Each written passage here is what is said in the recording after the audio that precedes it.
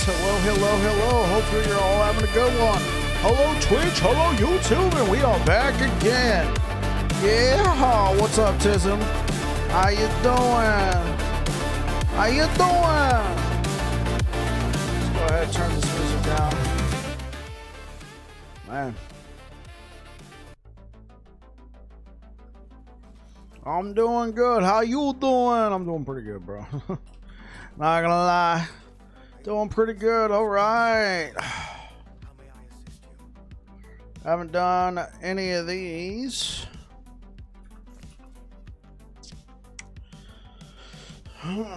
We gotta bump this up to 550 by the end of the session. That way I'm not a liar.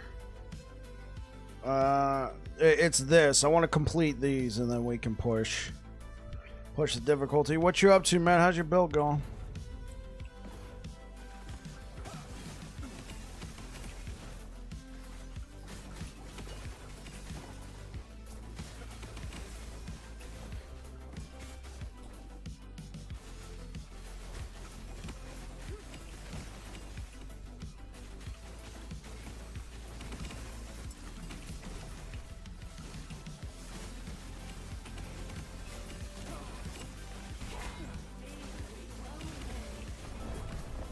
Dude, not having mana regen on my neck is really screwing me up here. Where's my Nihilus? I'm done with this.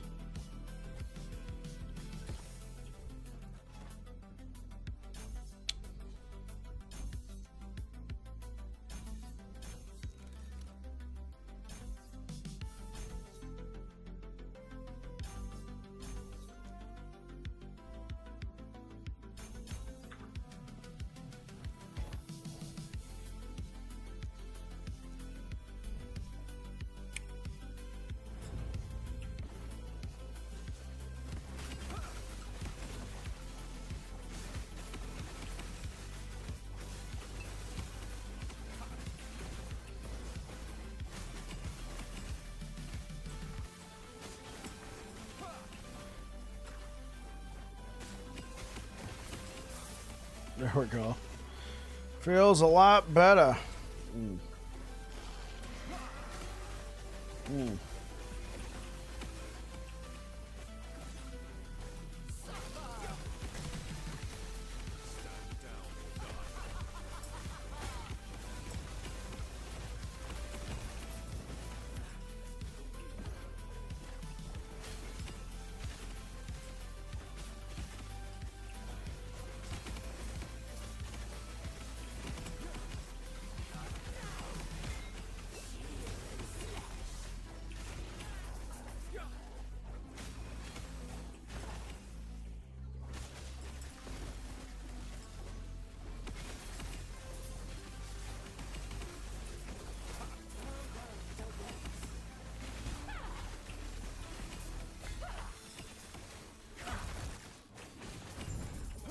There we go. Feels better having mana. That is for sure. Let's keep it going. Yeehaw! Yeehaw! Anybody else play some Helldivers today? The Halo ODST, Halo 3 ODST crossover event. I was playing right up until stream. Unashamed, man. First thing I got, the assault rifle. Oh, I got the assault rifle, went loaded into a game. I'm like, yes, this is the way.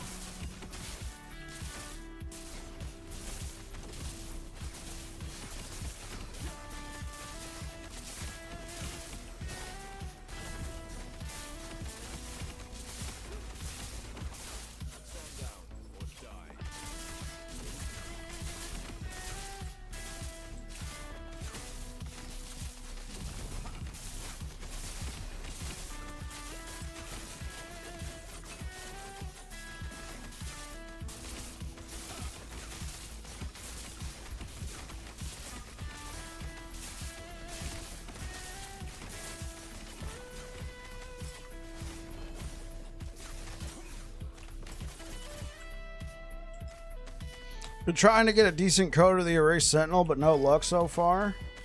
Well, what's your build, Tism?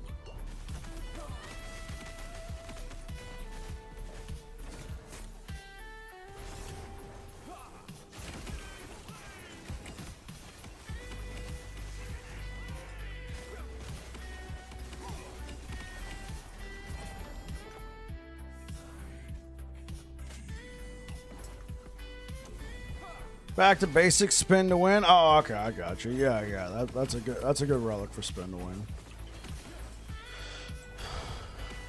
It kind of sucks because like Code of the Erased, they're common, and when you want it to be decent for your build, I feel like you can never find it. But when you're just like goofing off or doing something else, you'll find like great Code of the Erased. I think last season I found a +4 to smite on one of those things. I was like, holy. And it was after I'd already played my smite build, so no.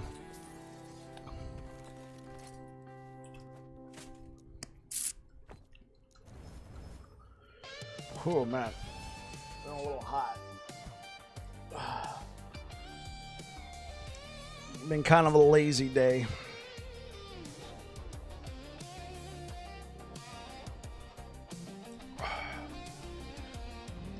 Excuse me.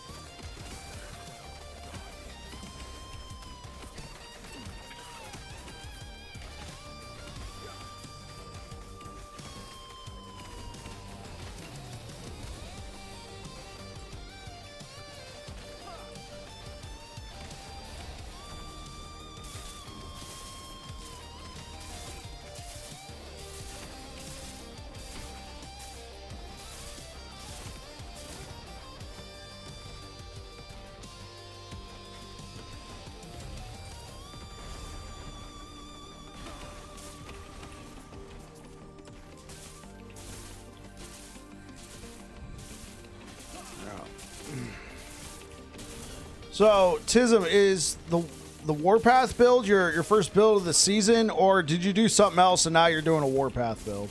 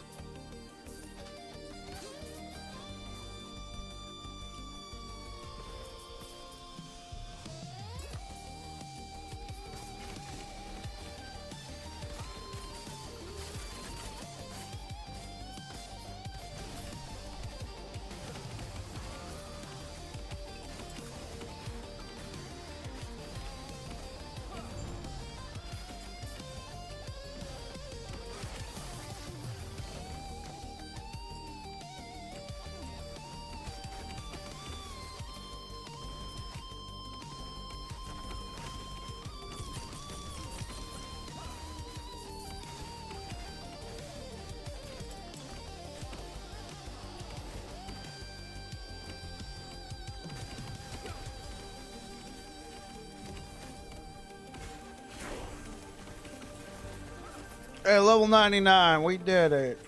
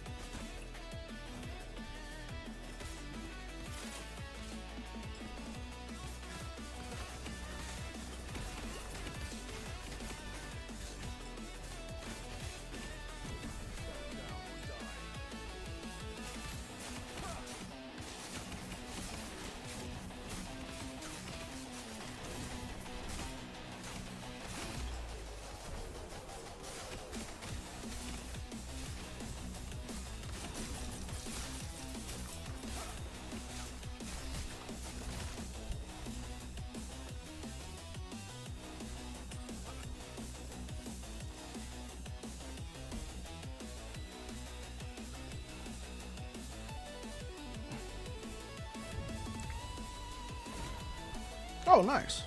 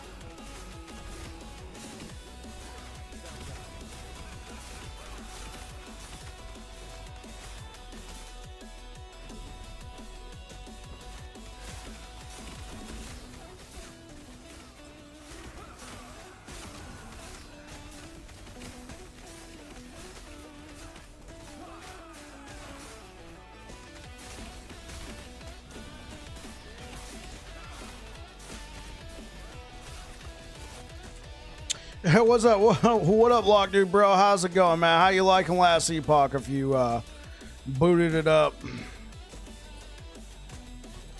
How are you liking last Epoch?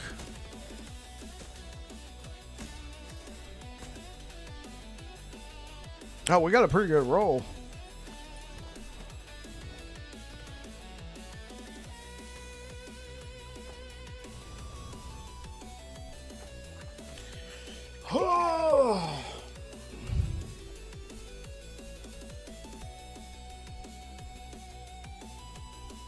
Thank you so much for the likes over on YouTube, guys.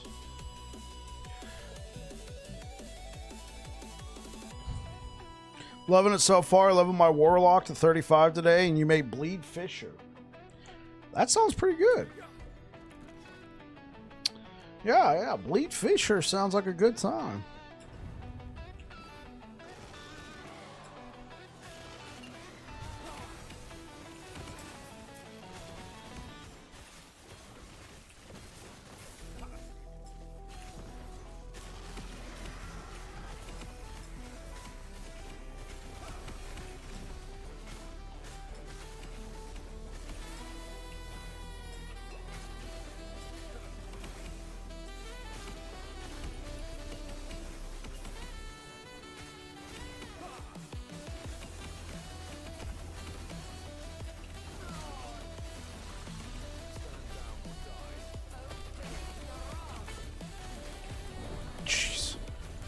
Probably shouldn't have stood there, but holy frick, man. I hate these Fate Weavers.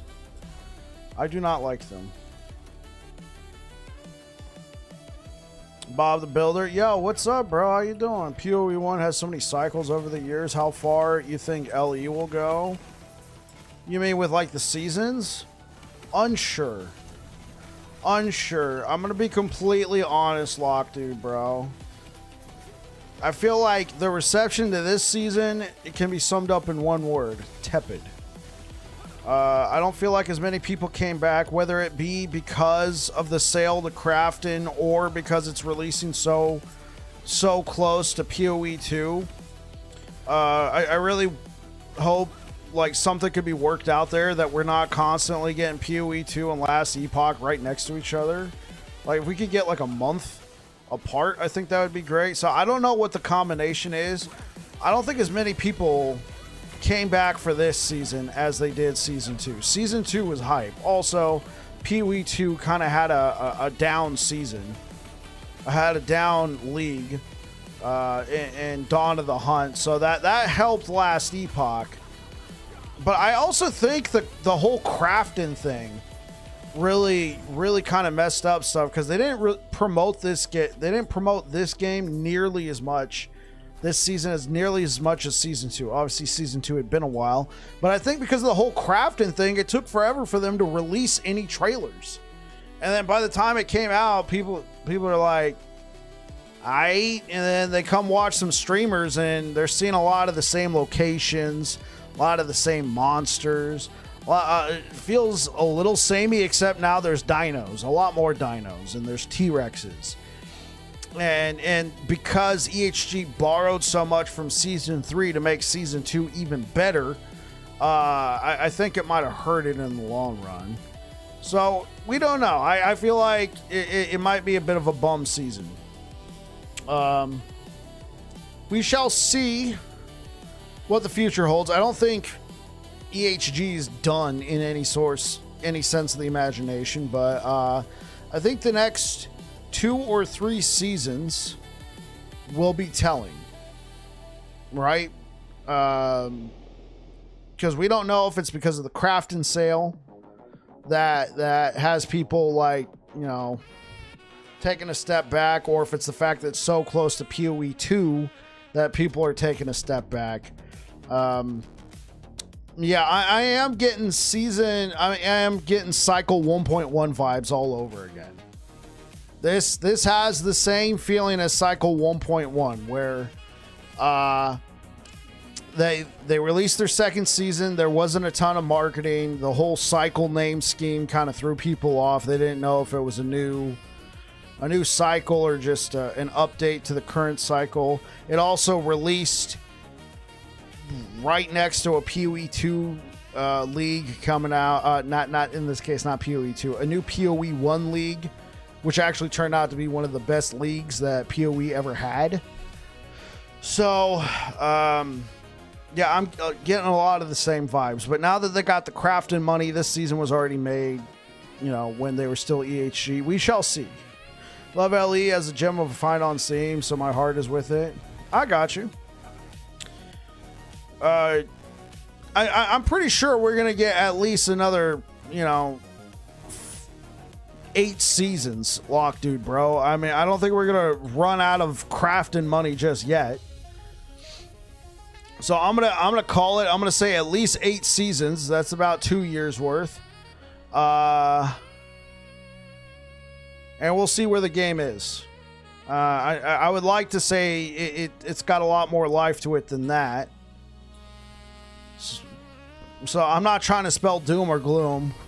Just as somebody who plays a lot of Last Epoch and streams a lot of Last Epoch, I kind of, this is kind of the vibes I'm picking up on.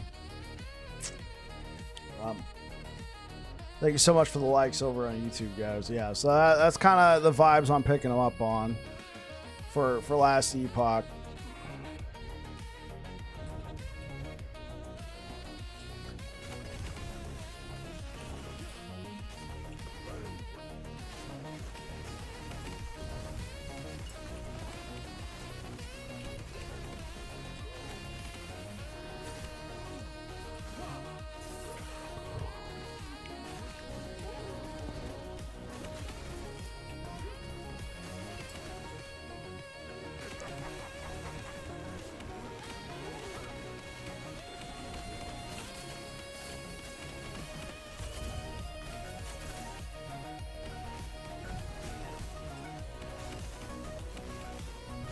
Rift Beast is a good idea. I'm liking it. Yeah, I like the whole Rift Beast thing. It feels like, you know, a different version of Nemesis, which is not bad. I was kind of confused as to why they didn't make it a whole faction. Somebody pointed out, well, you can't do factions for everything. And I'm like, that's true, but it feels like this is going to be a core mechanic of the game. It feels like this will be a core mechanic of the game. And if that's the case, I feel like it should have been a faction. And there would have been 3 core factions to the game. You know, you have an ancient era faction, like a really far off in the future faction in the form of Harbingers, and then you would have, you know, the Weaver faction, which is across all things, or across all timelines, because it's the Weaver trying to create her own timelines, and well, you know, some stuff goes wrong. That would have been nice. Yeah, well, one thing I'm frustrated by right now is I'm not getting a fracking drop on the Carrion gloves. The only ones I got are this. And then I got people who come in and they're like, yeah, I got another pair of Carrion. It's incredible. I'm like, that's nice. I'm happy for you. That's great. What about me?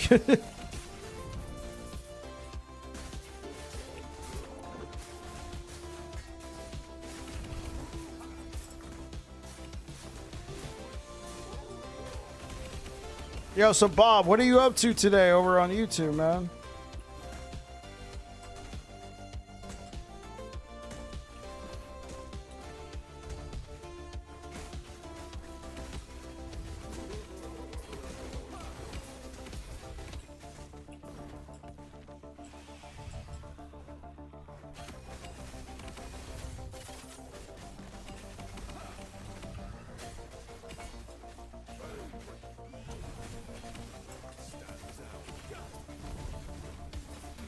Playing Bear Beastmaster. Oh, how's it feel, man?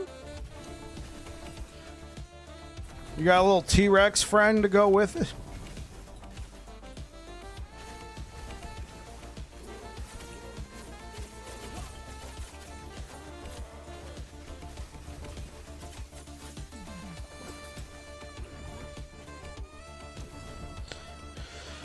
Nah, just the bear. Okay, are you using like a T8 or a Primordial? Surviving before killing. Got it. Got it. We just got to get there.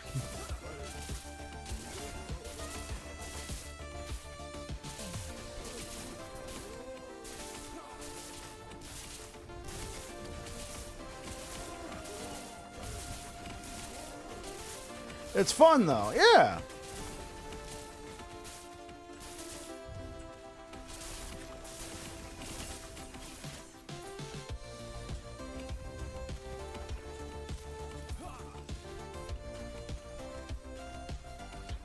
Selling stuff on the market. Okay, yeah. Wheeling and dealing master over here.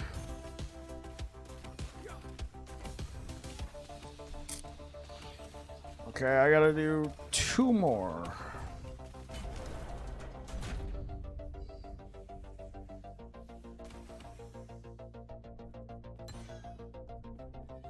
Oh.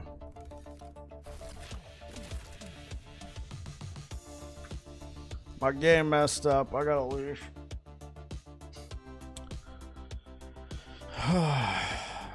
Gotta leave.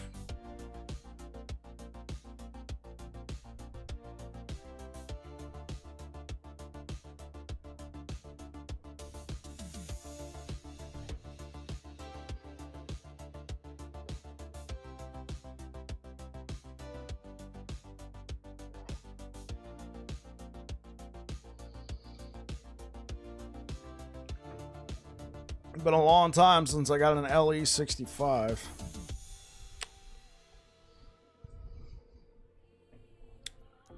Oh shoot.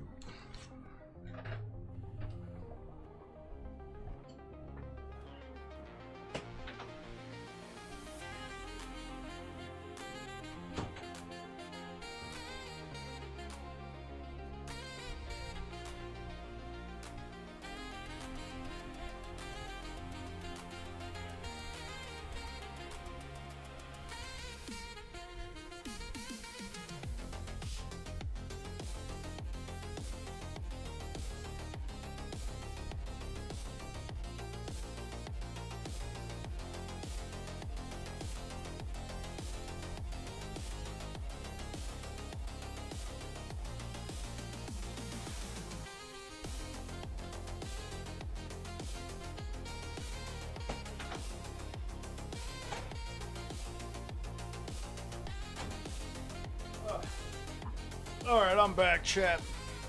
Thank you. I realized I forgot to take my meds.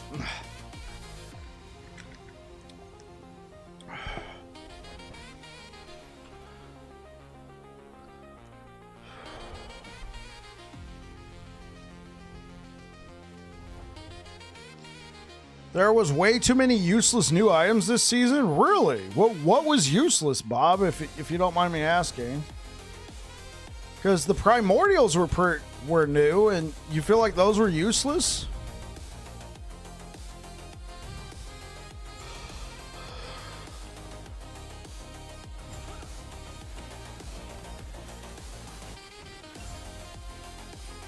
And then turn her over and bang up the butt. What up, Savicus? And this is where you need a small knob. Imagine you're holding a tennis racket or a little whisk. So you feel like a lot of the primordials are not that great. Some are good. Maybe one or two are goated. I personally, I called it at the beginning of the season. I'm not saying that I was correct. I think the jury's still out, but I predicted that the T8s would be super niche. Pretty much. I predicted that the T8s would be pretty niche and that the primordial uniques would be more popular. I even saw somebody saying that the primordials were power creep. I honestly don't think so. Personally. I mean, I guess in a sense, yeah, it did make our builds stronger. But I don't think it's like that. I don't think it's like, oh, the game's busted now.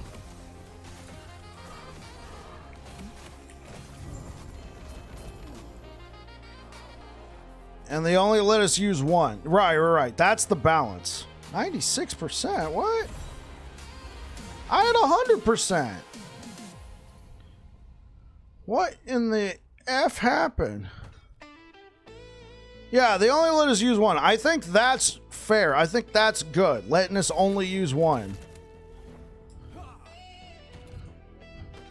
I feel like if they let us combine a bunch, and maybe that's what you mean by they only let us use one, like that was to prevent too much power creep. Maybe you're echoing that. All right, so what are you up to, Savicus? I saw those gloves you posted, man. Like that would be a use case right there. You have a triple exalted item with one of the exalts. Yeah, you had a triple exalted item with one of the exalts being a T8 damage over time. That thing looked disgusting. And it was on an Eternal Gauntlets, man. You equip that, brother, like, especially if you're playing like a Sentinel, you have 75% armor mitigation. It was like 74 or 75% armor mitigation against dots, man. You're like, is this a compelling reason to use this over Primordial? And I was like, yeah, that actually is, man. I think I would use that over a Primordial. Man, I have a two-handed axe, T7 melee critical strike chance, T7 void pin. Trying to figure out how much I need to sell for. Okay, I have a two-handed axe, T7 melee critical strike chance, T7 void pin. How much do you sell that for? Savicus, you're playing merchants this season. How much should a two-handed axe with T7 melee crit and T7 void pin go for? I feel like most of those builds that would be using that would probably be the world splitters, and they don't really need crit as much. They probably want the T7 melee void. Just making coffee, trying to figure out my third build. Understood. Let's just spend one of these. You already done with MG? Hey, man, you made your money, right? You made your money and got out. Yeah, I don't know how much to sell that for. Just because of the fact it's a double T7 listed for, I don't know, 2 mil. And even that's probably low.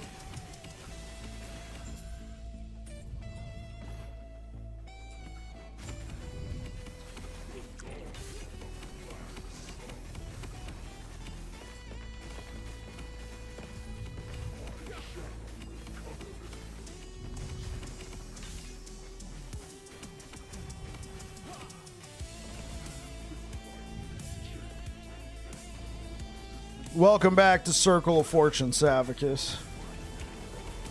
Did you get enough money for your stash tabs?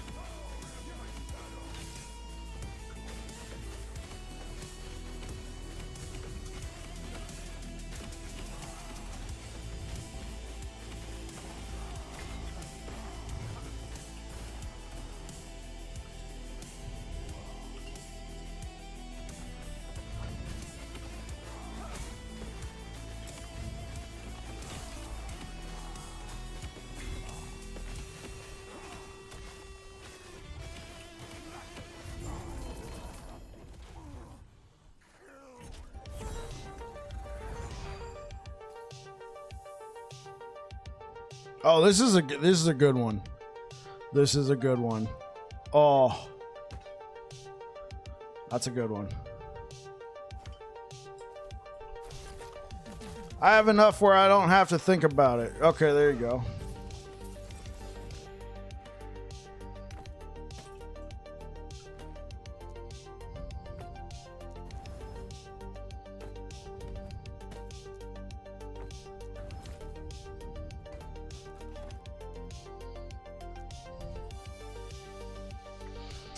There you go.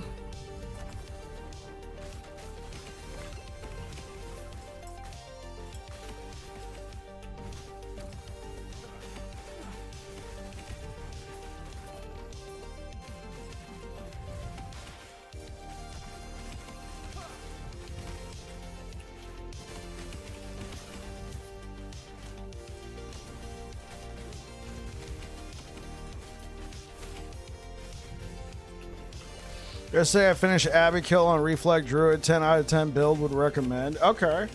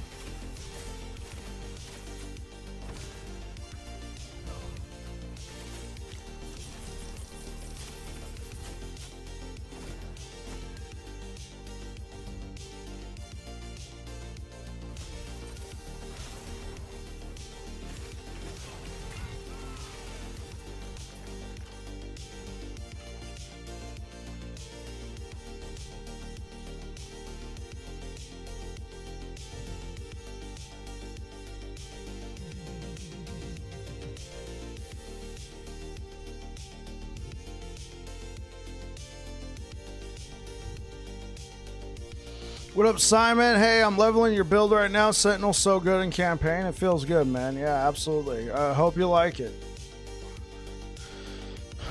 Hope you like it.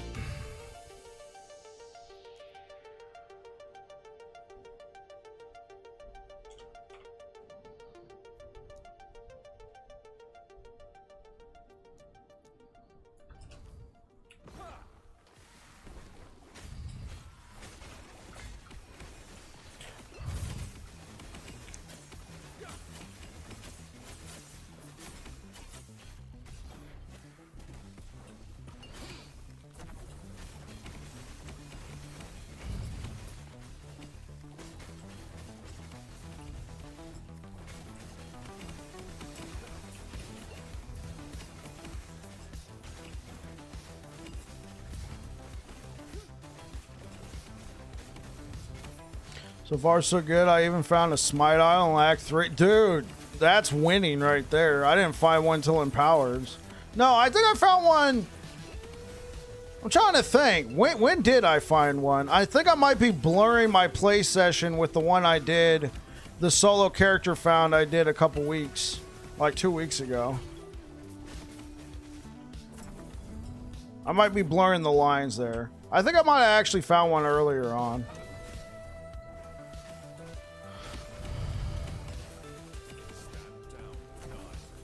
It was definitely a Monolith, though. No Act 3.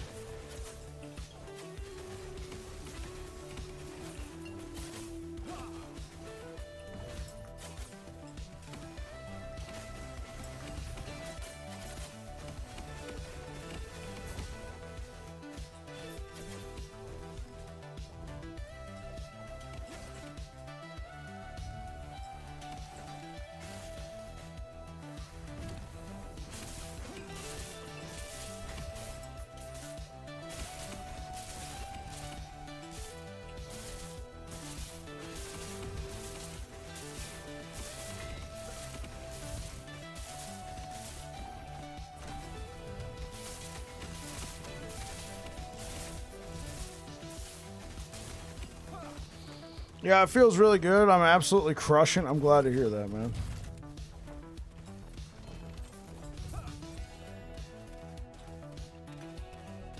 Oh, there we go.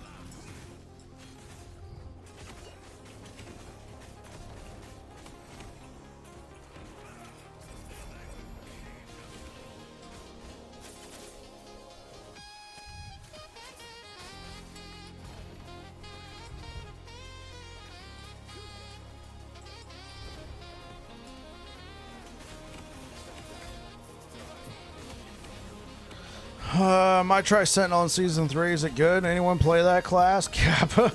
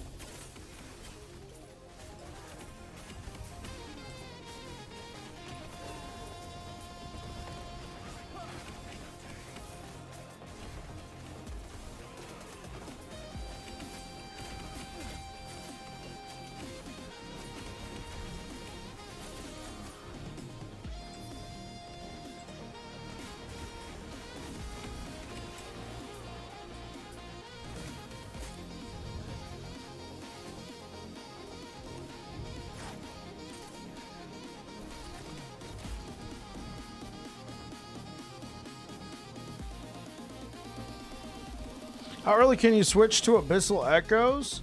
When you have enough mana sustain. So I recommend you start hammers, then you spec into shield rush purely for traversal, right? Because you can reduce the mana, and if you're going two-hander, you can make it, you can use it without a shield. And then I recommend, Holy Aura, then Sigils, and then Smite, and then you self-cast Smite, which you said you're good off of. So you could hypothetically switch to Abyssal Echoes now, right? But one thing that might be happening, if you're still using a two-hander, you're going to lose Shield Rush if that's important to you. If not, you can go with a lunge, you can go with whatever you want. And then for unspec'd reasons. So if you're still using a one-hander and a shield, you can use Shield Rush unspec'd. It's going to cost a lot more mana. If you're using a two-hander, well, you can't use Shield Rush on spec, so you can use lunge. Abyssal Echoes cost 35. I'm suing lunge. I'm using lunge. Okay, I'm suing lunge.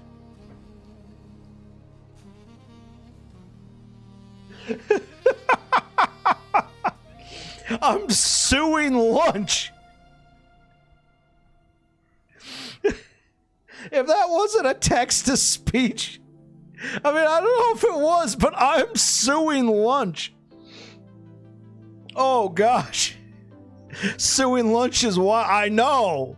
He's suing lunch. Your Honor. In the case of Simon versus Lunch, how do you rule?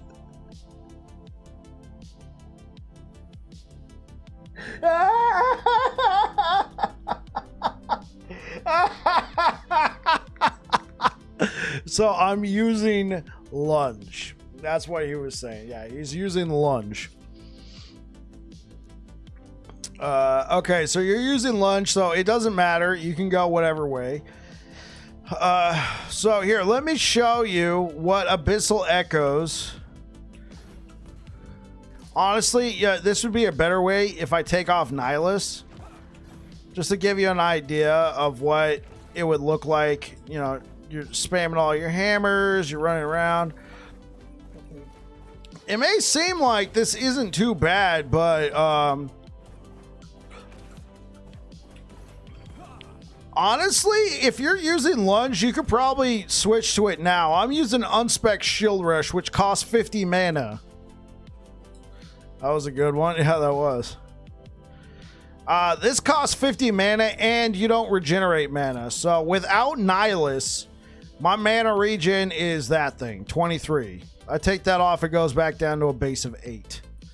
So if you feel like your mana is in a good spot, especially if you're using lunge, you could probably switch now.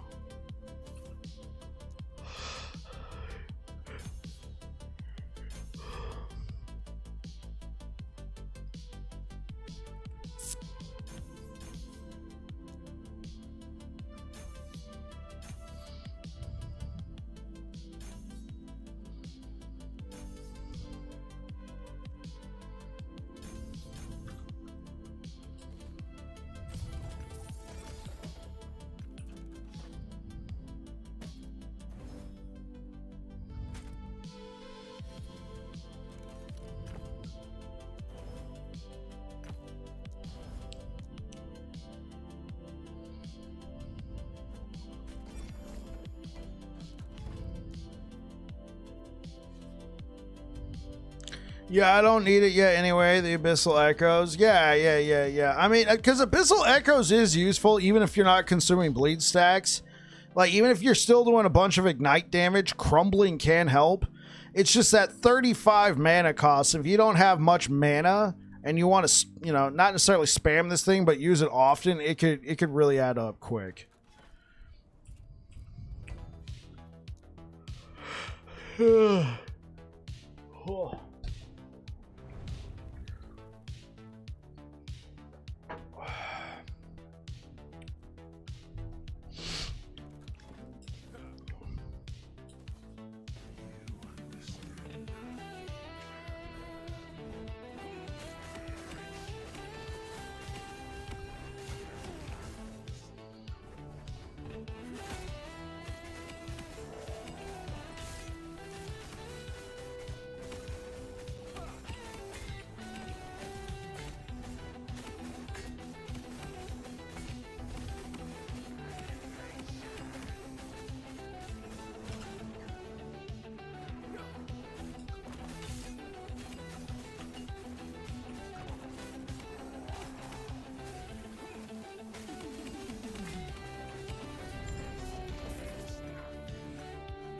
Oh, I got an Omnis, a Shatter Chains, and another Apathies to play with. Yay.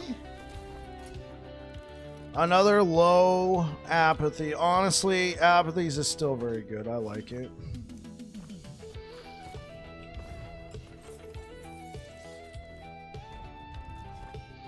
Okay, 587.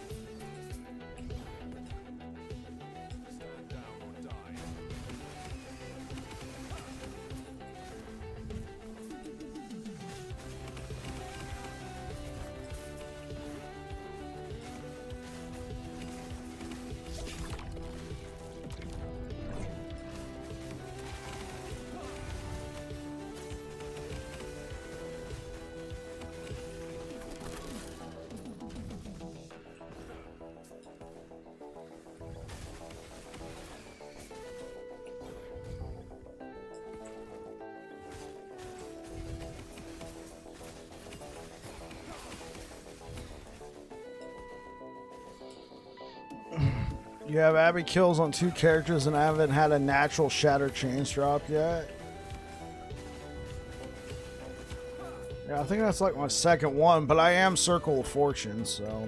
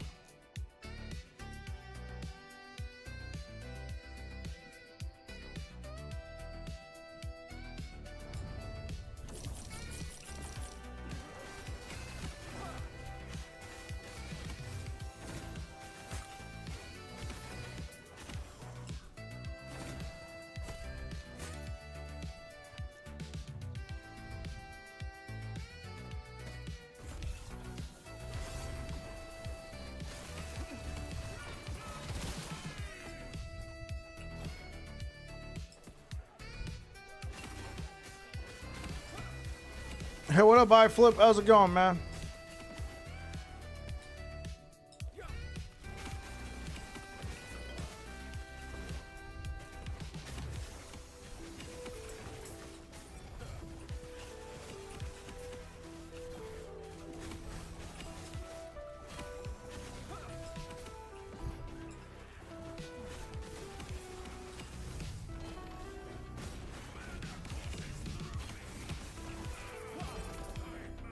Troll, a 3 LP Mad Alchemist. Well, hello there. Not bad. Yourself? I'm doing great, man. I was playing some Helldivers earlier today. Oh, we got a random invade. Still no gloves.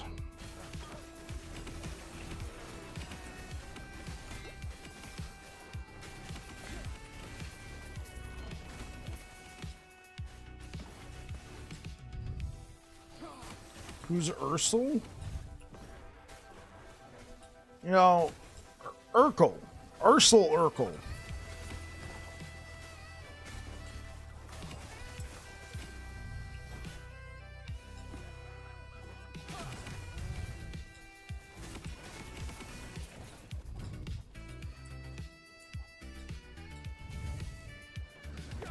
Ursel Urkel. Urkel Ursel.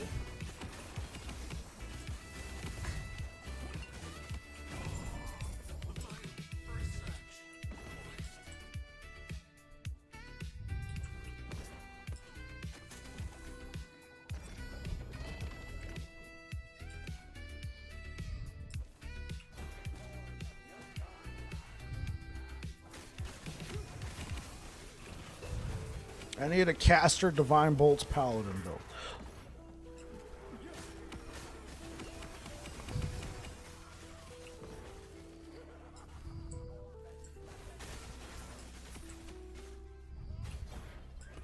Here we go.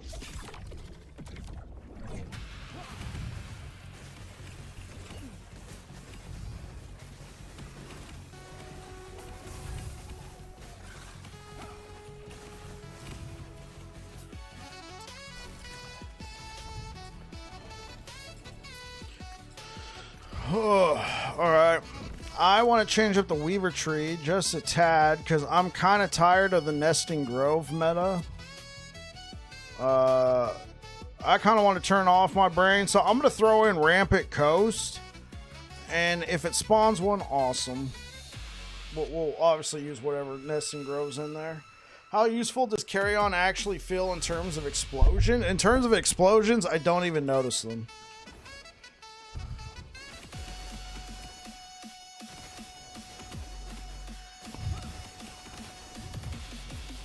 I mean, and to be honest, it's kind of hard to notice. I don't know if that's just my hammers just doing all the damage or if that's the explosions. You know what I'm saying? So I don't know if it's actually... Because, like, I'm attacking so fast and then using Abyssal Echoes to consume all the bleed stacks. So I don't know how much of that is Abyssal Echoes consuming bleed stacks and killing them, or if that's killing one and then spreading the love around. So, yeah, to be honest, I don't notice it.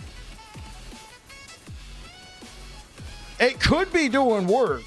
Like, it could be doing a massive amount of work, but I'm just not noticing it. Because I do that. You know, what you just saw. Was that the Abyssal Echoes?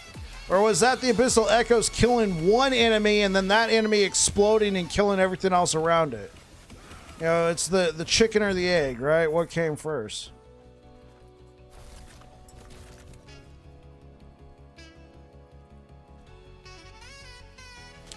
Have I seen anybody saying the overkill axe?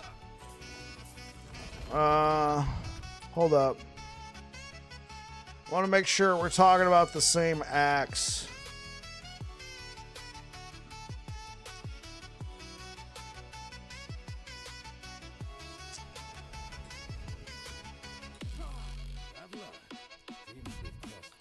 We're talking about Primal Cadence, right? HTB. You're referring to Primal Cadence, right? Yeah, thank you for the likes over on YouTube. Let's go ahead and take a look.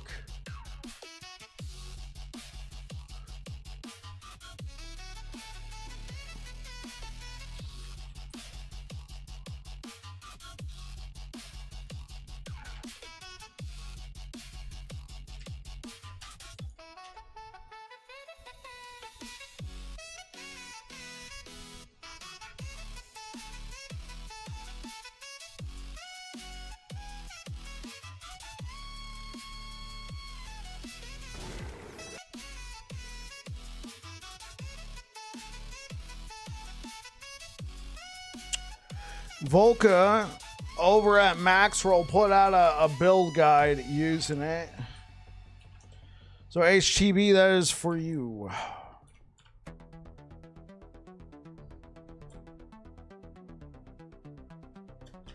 Yeah. Yeah, I saw that and I was like, oh, here. Let me pass that one on. I didn't take time to study it. I just saw some of the opening gameplay. He did do it in offline mode. So that means he edited the game files to spawn in the weapons, but I don't think he edited anything else. I trust Volca. He's a man of integrity as far as I'm concerned. So I figured I'd point that out there. That's how he's able to put out a lot of those build guides really fast. He doesn't have the item sitting around. He goes into offline and then tests it there. But I think it's still very doable. Volka's great people. He is.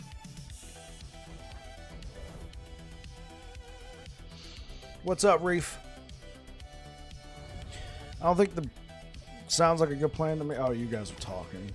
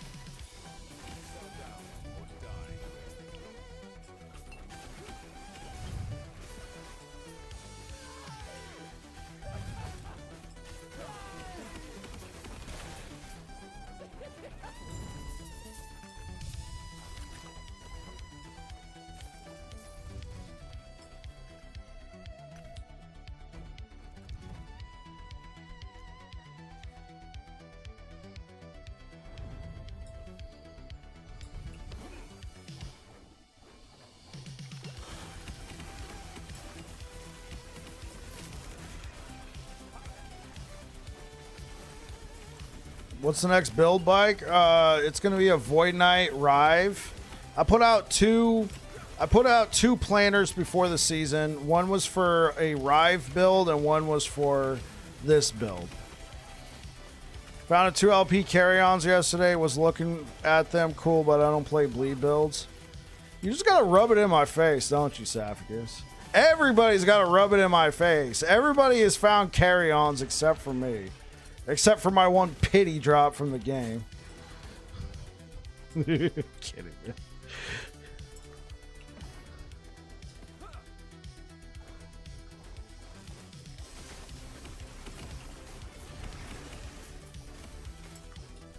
I've only found the other gloves. See, look, me and iFlip. We're in the same boat. I knew I always liked you, iFlip. Now I know why. You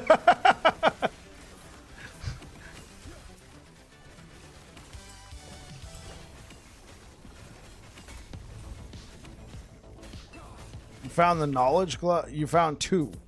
Yeah, that one I found like 5 pairs. So, I mean, I am getting drops. It's just not the one I want.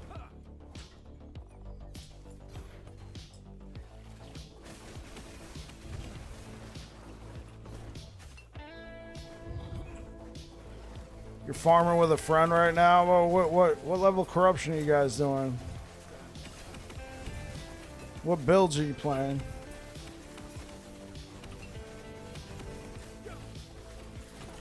Ask me how many red rings? How many red rings I flip?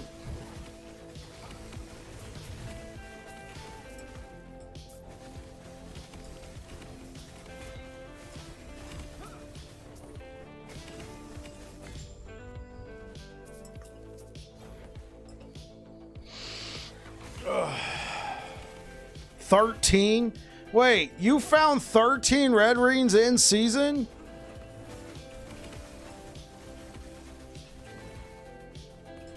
You're pretty behind at the moment. I mean, but you're helping friends out. And if you're not racing, then who cares, right?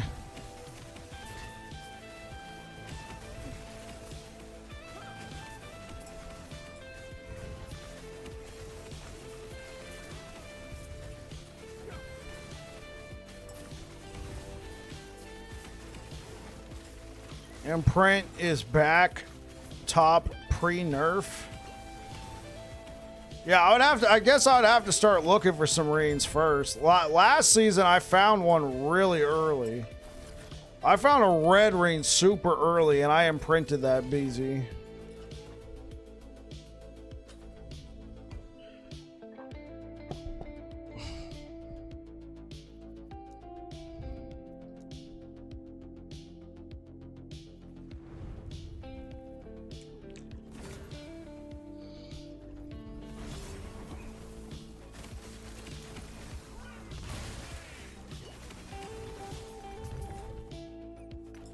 I flips on the streamer client.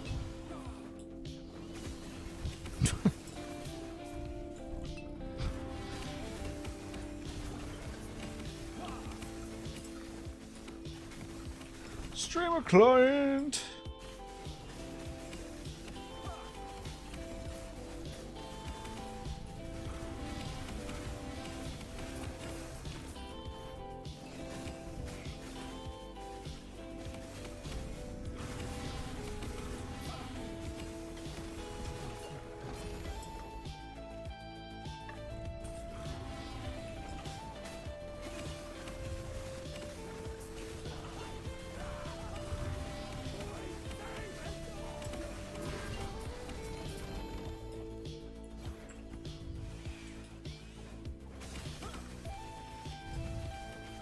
Streamer without R. Steamy. I flips on the steamer client.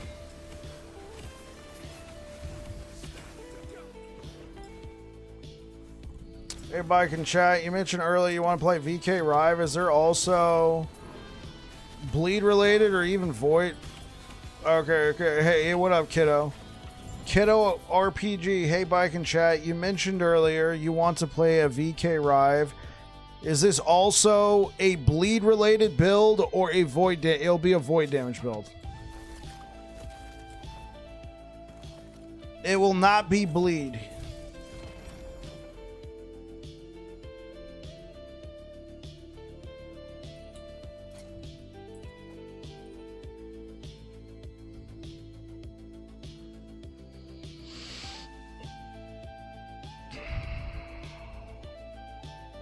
I mean, I kind of want to just imprint it. Save it and imprint it. How about that? Cleave damage. You winning this season? Hey, what up, Lord Dracan? Depends on your version of winning. Many would say yes. I'm unsure. I've only found one pair of Carrion gloves.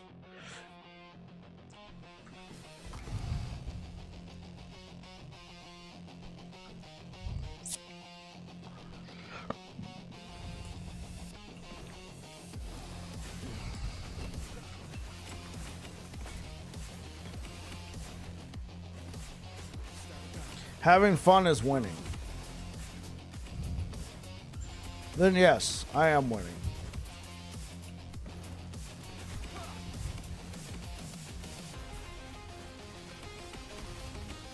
Well, we're here. Let's knock this out. Then we got to look for that beast, that rift.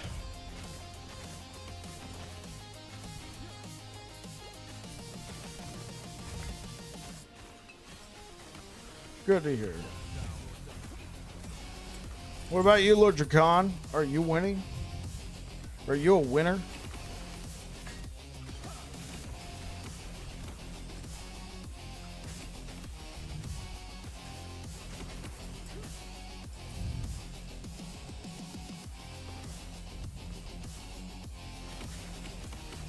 You stop playing Beastmaster?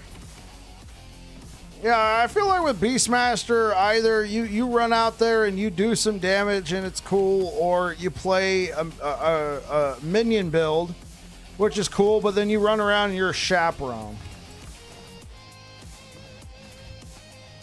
I'm still going to play it. I'm still going to play it this season.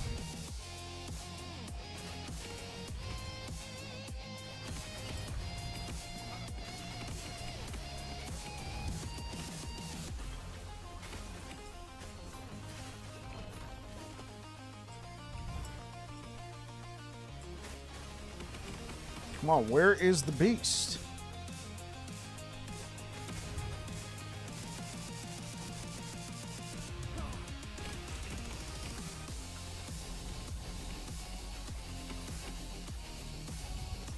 This is a big map. Oh, there it is. Bro. Oh.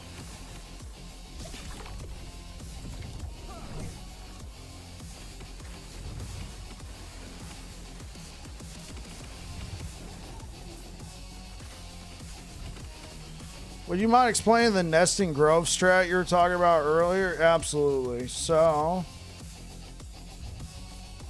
How you doing, Kunai? So, Nesting Grove. Oh, I actually got a Rampant Coast to spawn. Nice. So, Nesting Grove is this one. When you click on it, you see this radius, right? So, here's this circle. Anything in this circle, in bounds of this circle, it will now spawn a Rift Beast. Guaranteed. It cannot spawn. You have to do this first. So, like, this one doesn't count because we already did this. So, I completed this. Everything gets it, but there are some caveats. Cannot spawn in Arena Echoes. Cannot spawn in Cemeteries. Cannot spawn in Woven Echoes. Cannot spawn in Orbis, in the Dorito platforms. But this, and this one I ported out early. I forgot. All will have Rift Beasts in it now. So what I did is I imprinted the Rift Beasts. I imprinted the Rift Beasts right here. The thing is, I got a little bored of it, right? I got a little bored of it. So I've now imprinted Rampant Coast, but there's nothing wrong with it. They spawn very frequently, the Nesting Grove ones. Very frequently. So I was like one right after the other. I was like, oh, I've done so. I'm gonna take a break. You could also buy a bunch and then when you're ready, do a cemetery and then put some down. You preferably would probably want to push out somewhere and use like a beacon, and then that way you could strategically place the Nesting Groves. But yeah.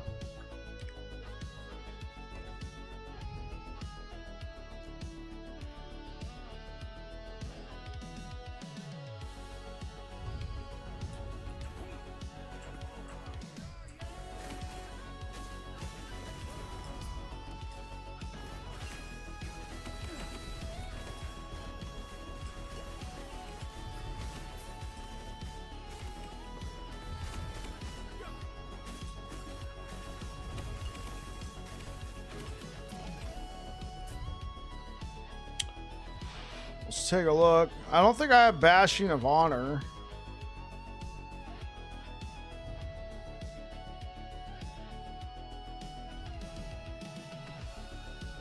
I mean, I guess I'll take Thorn Shield.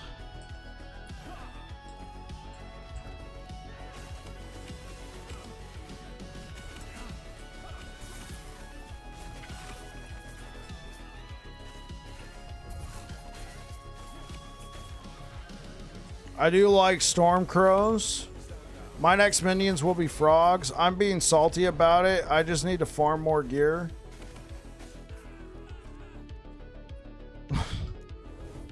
I got crit. Ouch.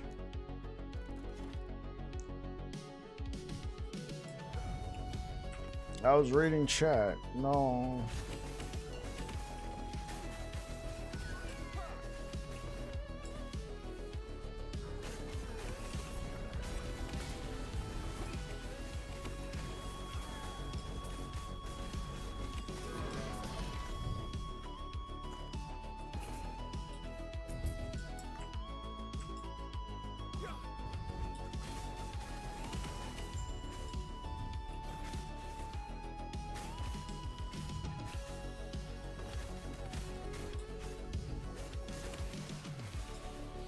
Entering monos with capped reses feels nice. Yes.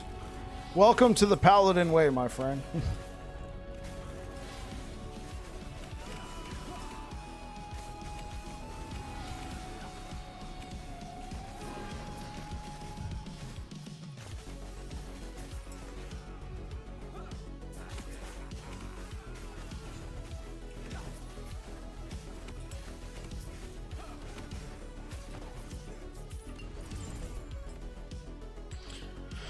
Okay, where's Tiger? Where's Tiger Buddy?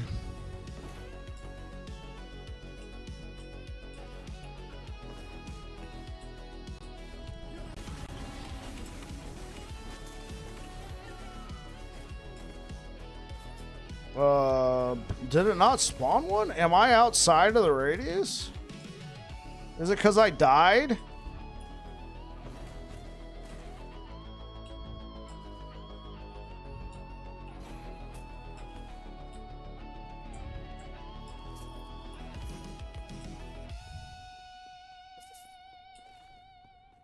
Maybe because I died?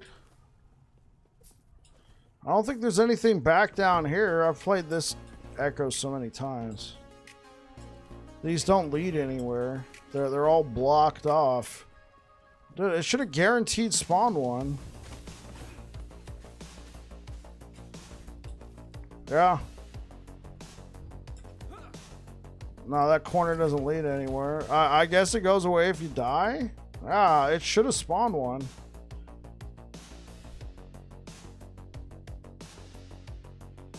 Oh, only applies to the first attempt.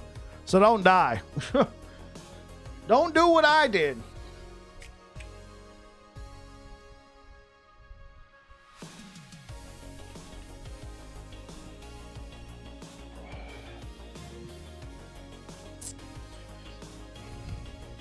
Yeah, it only applies to the first attempt. That it's guaranteed. After that, if you get a second one, that was luck.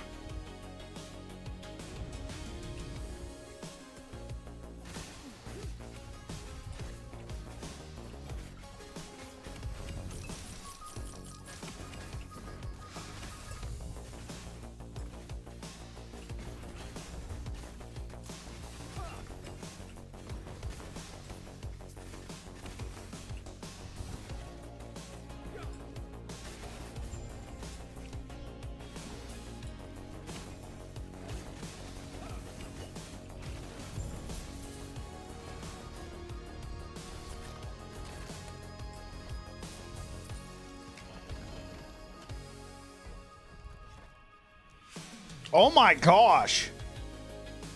Dude, it is spawning rampant coasts out the backside.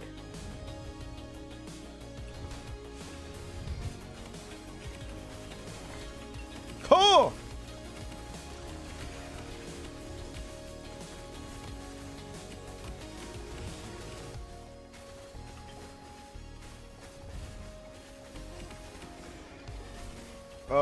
Yeah, this is insane. Oh my gosh, please die. Die. Come on, chat. Believe. Oh.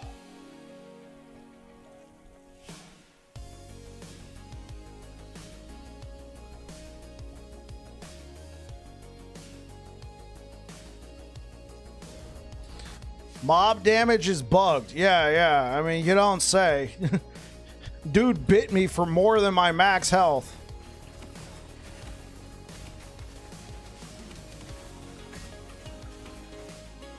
Yeah, that bug might have really hurt. I wish they had said something.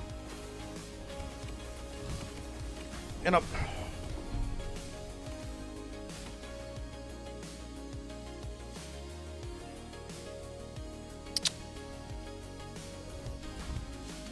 What's my...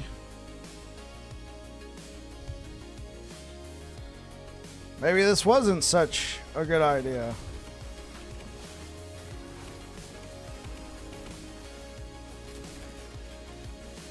Hey, what up, Franix? Oh!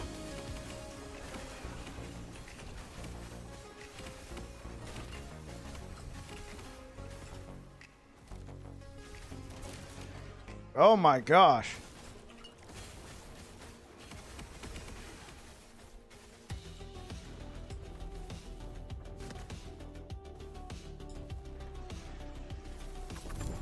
There we go. We had to let...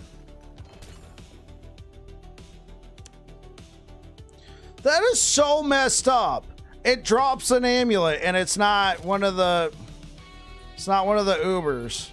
That was just so messed up. Oh yeah. Not Uber, one of the Primordials.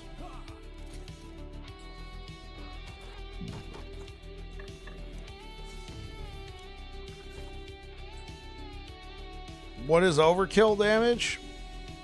Jeez!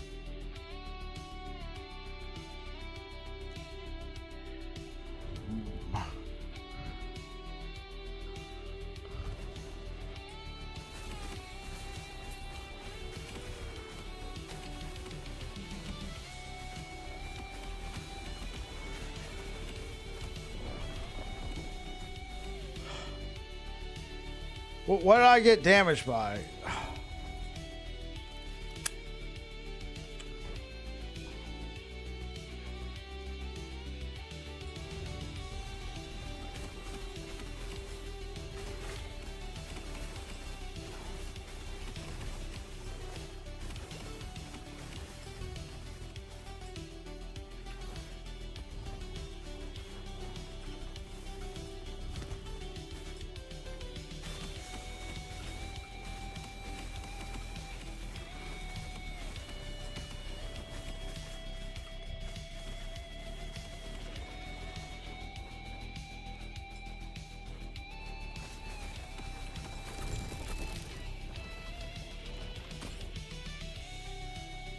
Cool, thanks. This game is literally...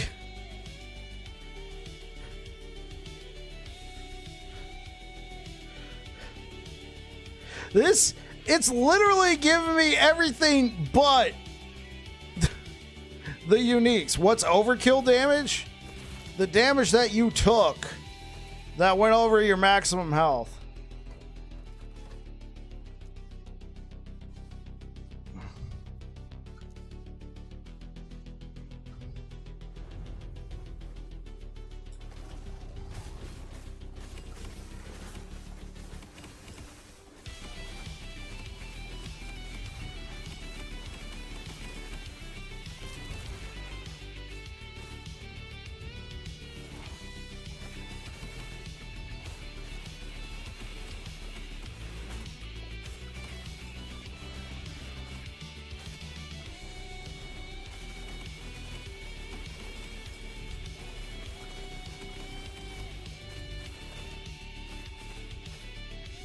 What the? He healed?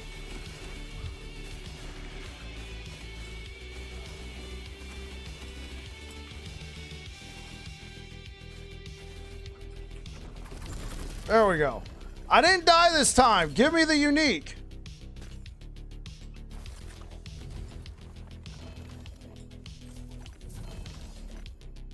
It's not fair.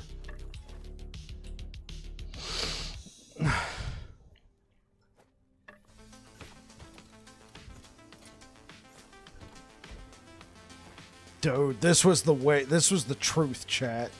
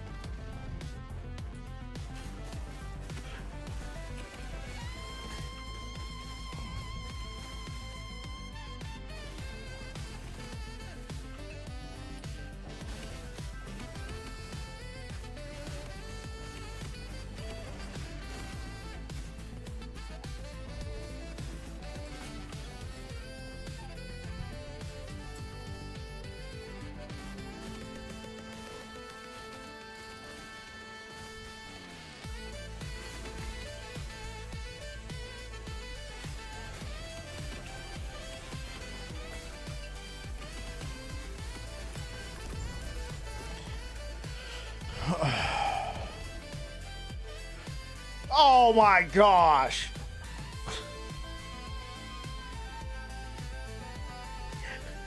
I finally get a glove drop, and it's my friend, the cock block.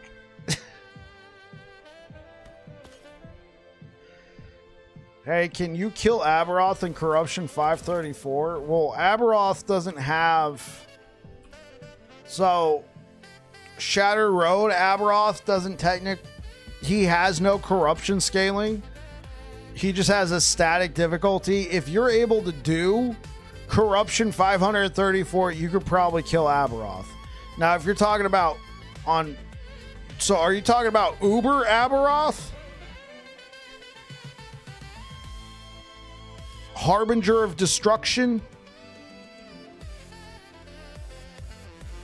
The Woven Echo? Okay. If you can do Corruption 534, can you kill Uber? Well, you can put him on the map at 500 Corruption. But I've had builds that were easily clearing 1,000 Corruption, then I go fight him and I get smacked. It's not an apples to apples. Right? He's a single target enemy. You just got to refocus your entire build. Because, like, great mapping builds are not necessarily great Uber builds. Yeah. Oh, okay. How many of these gloves do I have? Oh my god, this is disgusting. See what I mean, chat? These are gloves of cock block, man.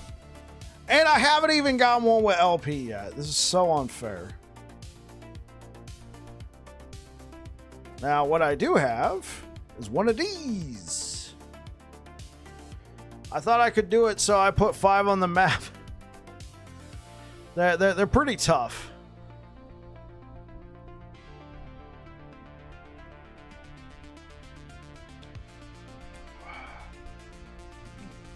Excuse me.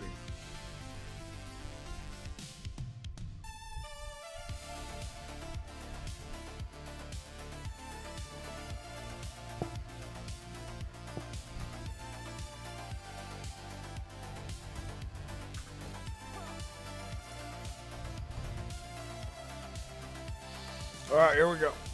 I like apples. What up, Lord Jacon? With the apple. He likes apples, chat.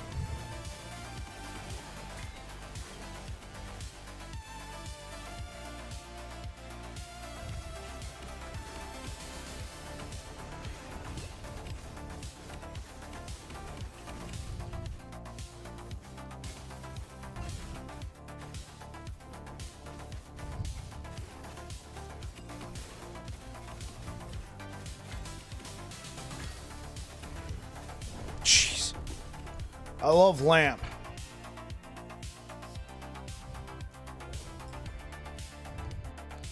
One thing I really hate about playing online last Epoch is like the server lag. Like, I have great latency, but like, you know how you like be moving and then take a big hit and then like rubber band back a couple steps? I hate that, man.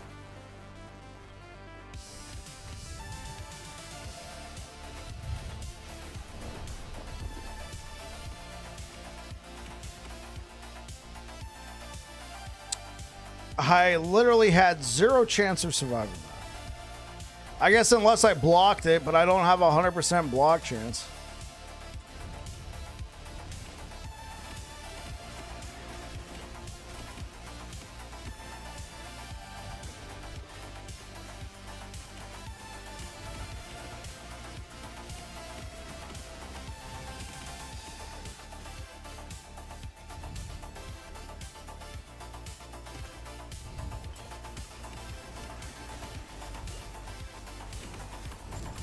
There we go.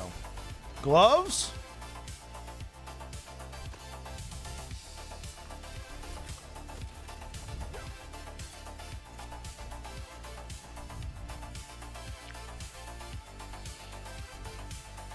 No, I know how it is to play dodge builds. I know, right? Yeah. You take one hit. What do you mean now I know how it is? I've played dodge builds. I hate them. I've complained about it. You make it sound like I've never played anything outside of Sentinel. I resent that. What's up, big dog? How you liking the new season, son? What's good, Hoss Cat? I think it's fine. it feels, I'm gonna say this, it feels familiar because a lot of the locations and monsters and stuff that they pulled out, they pulled out a lot of monsters and locations out of this season to put into season 2 for Woven Echoes.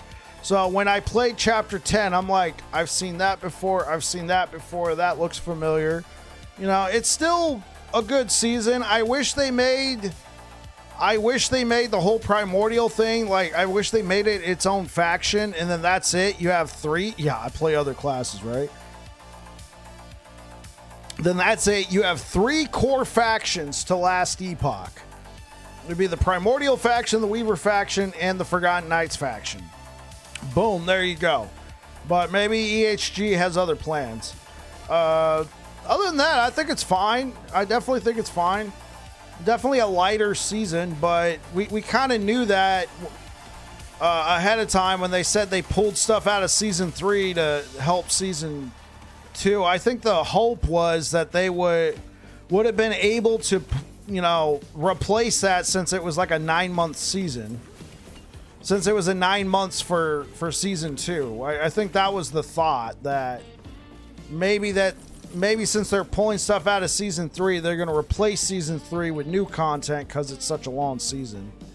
Oh god, no more factions. I felt like this one would be kind of natural though, like just taking part in it and you'll unlock stuff for it.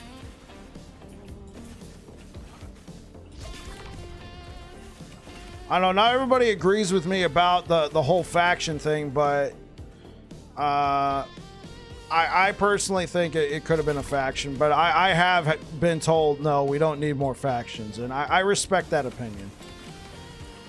Philia feels pretty redundant again to me, but I still love the game, so it's fine. Yeah, it does feel redundant. I think what I would like to see for the game is more boss diversity. I think, because right now, Aberoth is just, in my opinion, just way too easy. But that's also talking to somebody who killed regular Aberoth before he got adjusted in Cycle 1.1. I killed him multiple times. And so, you know, I'm hearkening back to that experience, and then, you know, how he is now, the way he's been nerfed. But I don't have a problem with the nerfs. I think it made him more accessible. You know, that's something to work for. I think that's great. But then on the flip side, we now got an Uber version that is very inaccessible. And I'm not saying he needs to be accessible by every build, but I still think a lot of the OP builds are the only ones that can do them. Abby's a pushover. Yeah, unless you've never killed him before, then he's a bit daunting. You know, I remember the first time I killed him, but I killed him back before he got, you know, adjusted.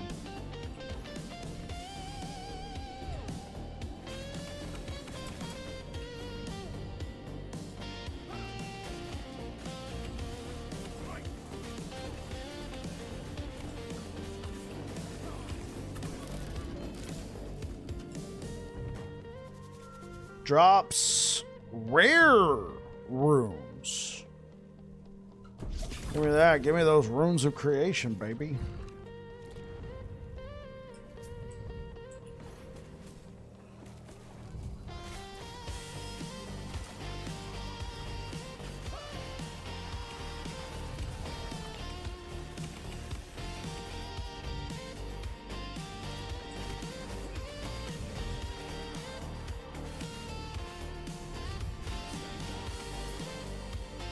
Yeah, I only killed Abby 1 week before season 2.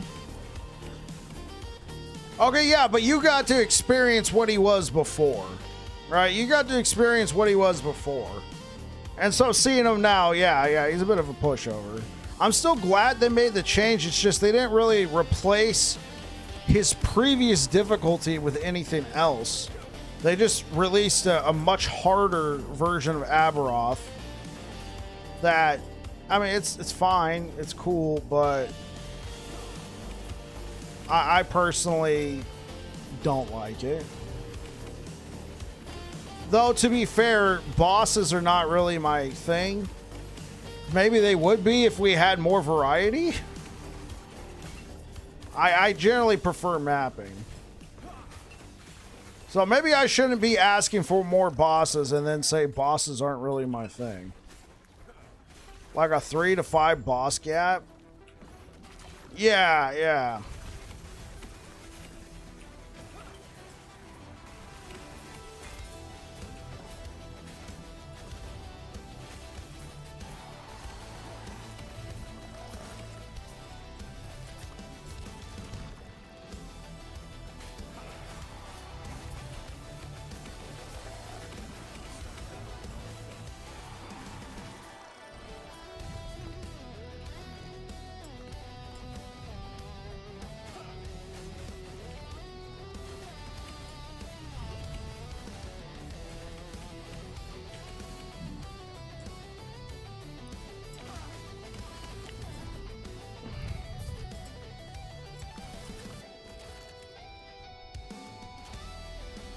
Right, yeah. Saying my build can kill regular Aberoth and then, you know, gets absolutely smoked by Uber Aberoth.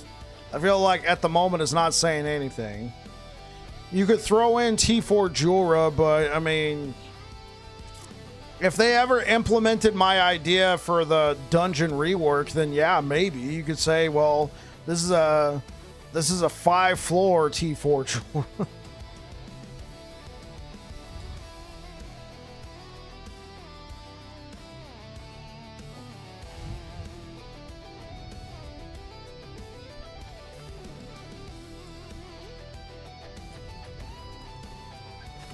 Because now everyone's able to do 1K corruption.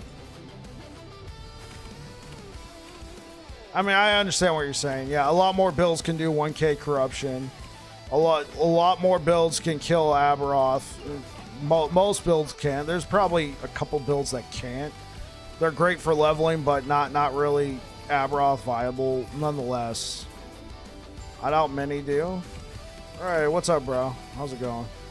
Hey, bro, were you defending freedom today? Were you defending freedom today? Were you playing the Halo 3 ODST Helldivers update on Helldivers? I know I was. You mean democracy and freedom? Don't get it twisted.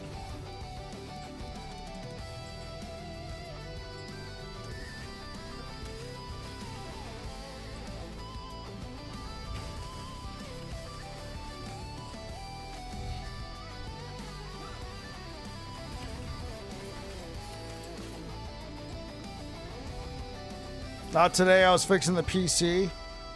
You will not, well, if you don't like Halo to begin with, then, I mean, maybe you won't like it, but I felt like it was a good update.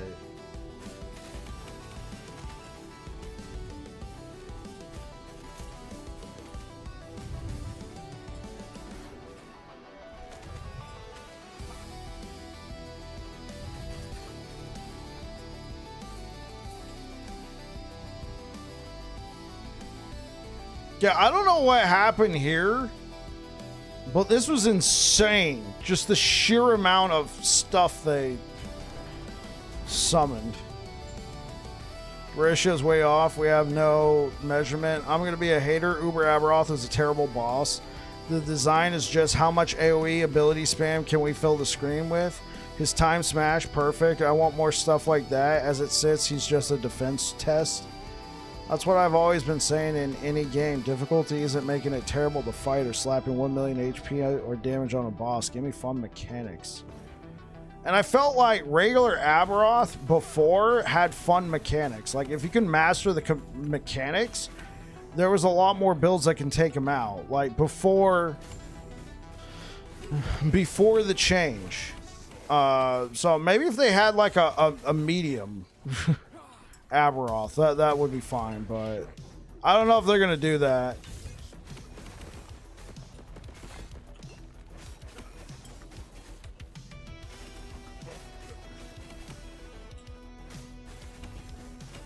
Regular Aberoth's a good boss. He was a good boss.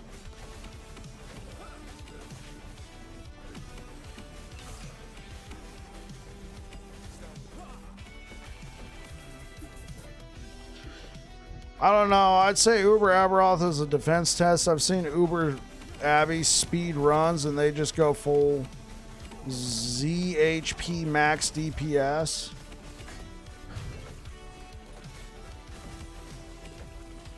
I mean, with Falconer, but I feel, at least speaking to some of the rogue runs I've seen, I feel like they were able to just dodge, use the dodge mechanic.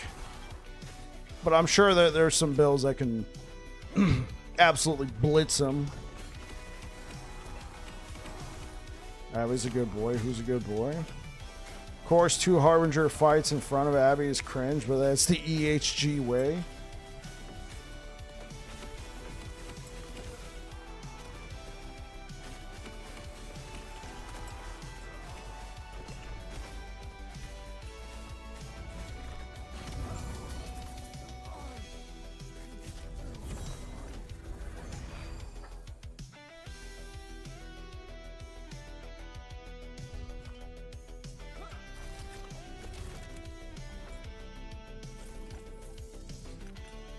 How you doing? How you doing, Gen X?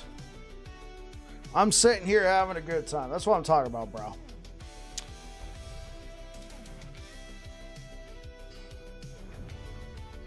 I clicked on bike stream. How did I get to Reddit?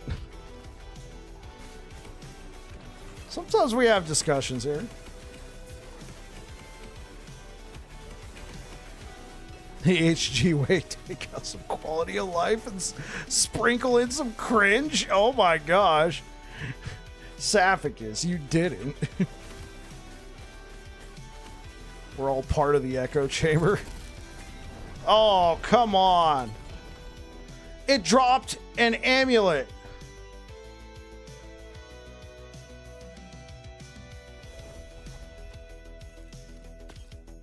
All right, guys. Is this the Blossom Amulet? Go! It is. Anything but Carrion of Creation.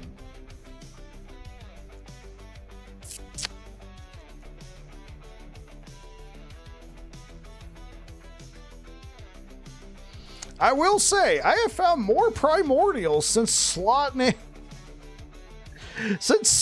this in. Hint, Reddit is always here now. Must have missed the memo. Oh no, guys.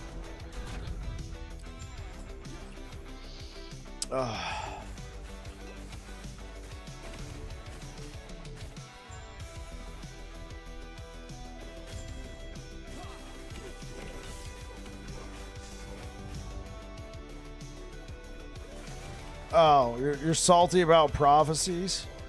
Well, why do they need to... Oh, right. The whole, slot machine. I don't think EHG is going to change anything. I mean, if we're being perfectly honest, I don't think they're going to change anything.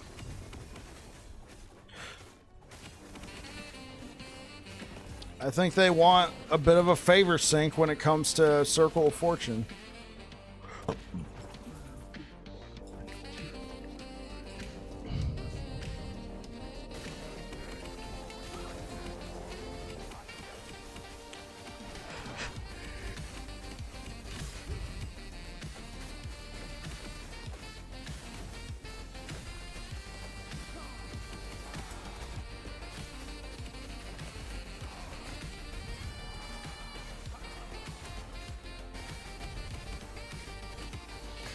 I did not, but some people told me. I don't go on Reddit.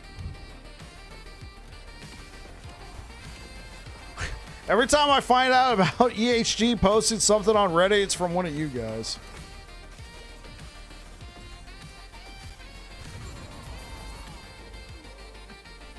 And honestly, I think that's terrible that it got posted on Reddit. That should have been on Twitter, man.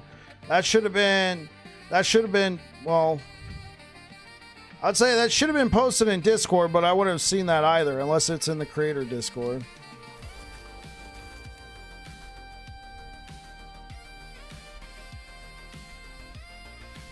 Bike has Reddit here in his chat. Yeah, that's right. What do you mean? Why do we need to go to Reddit? We got Reddit at home. Ooh, look at this, chat. I have found the new X. I have found the new hotness.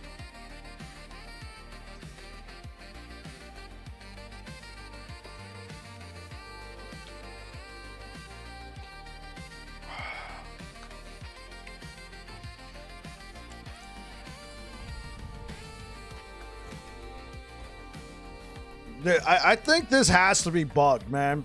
Look, I put this in the Weaver's tree 2 times. I put it in both slots.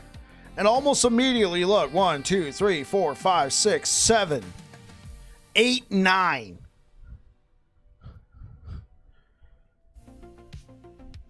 Bike has found the tithe. I also found a Trader's Ton. Ooh, 2 LP.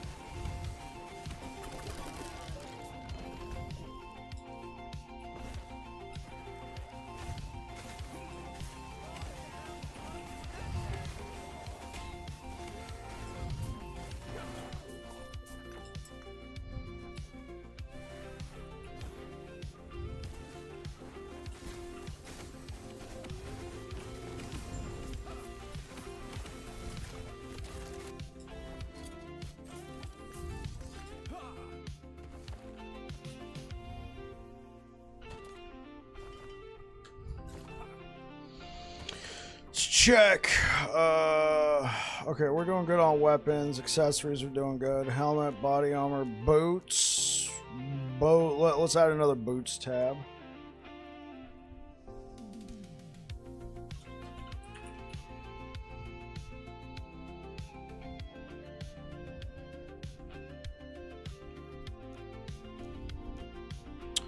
Let's go check out Exalted.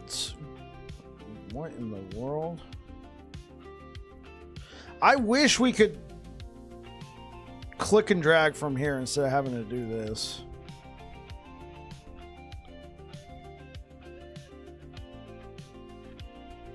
Oh, I guess leaving gloves there is fine. Body armor. We might need a new body armor soon.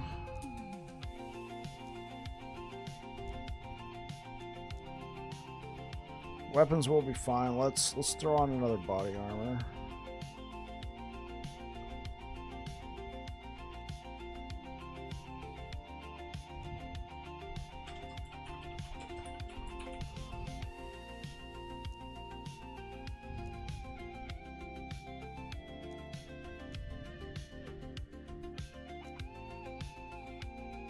Okay. I think we'll be good off of gloves for a while, but you know what?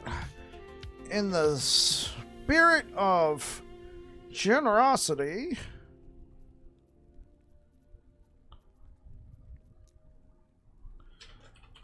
glows.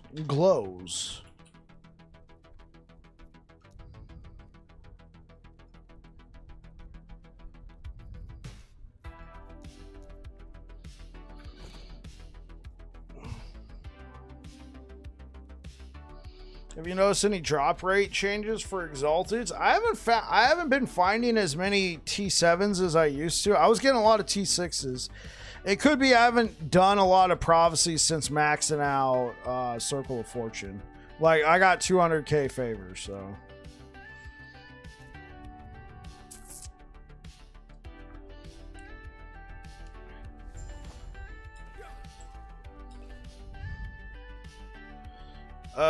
Yo, Savicus, how far into the tree are you? Because honestly, right here is where you start getting a ton of Exalteds. The rare to Exalted chance.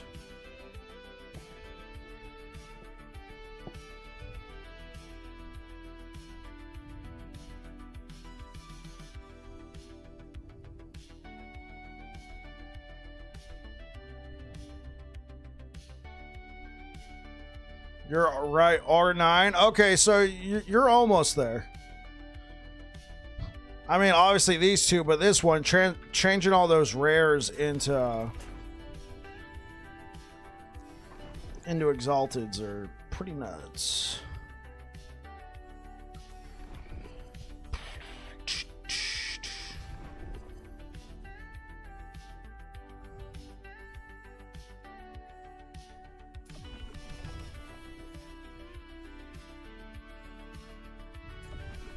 Oh, oops.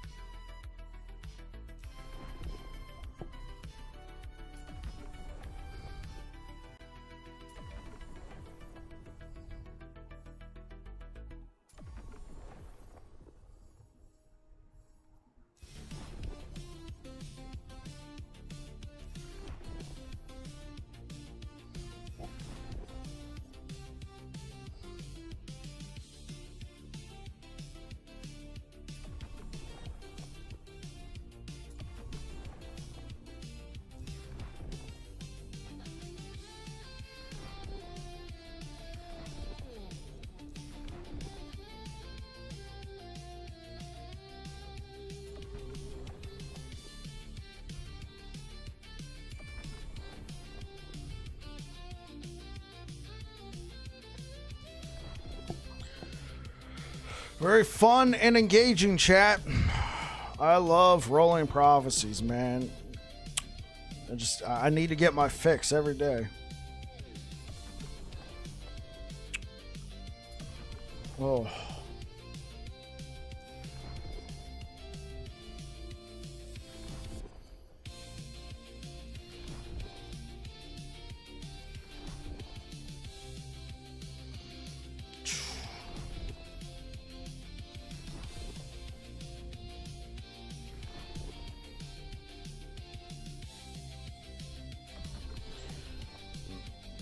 Hey, what up, Nether Death?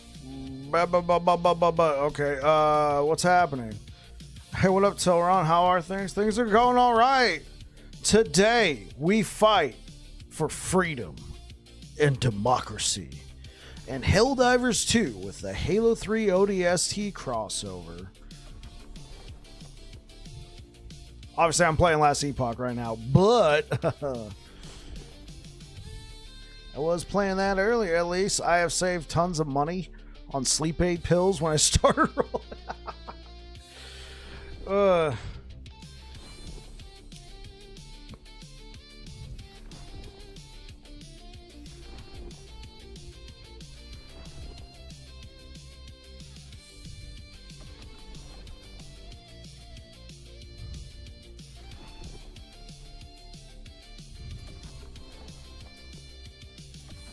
Okay, let's try and get some helmets.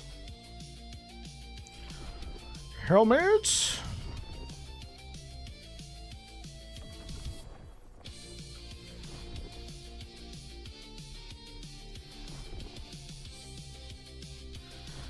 Yeah, Rolling Prophecy is on the sheen that is shit about... is the one thing, okay. Is on the sheen.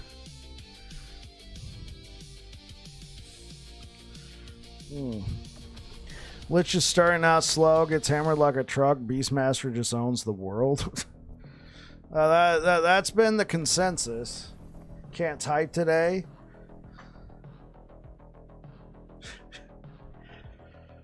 Yeah, let's talk about you suing lunch again. So I want to... Yeah, Simon, let's talk about suing lunch, man.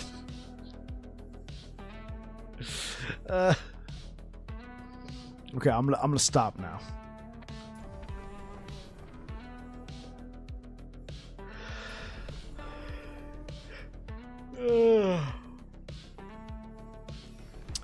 Yeah. Oh no. That one's never gonna get done.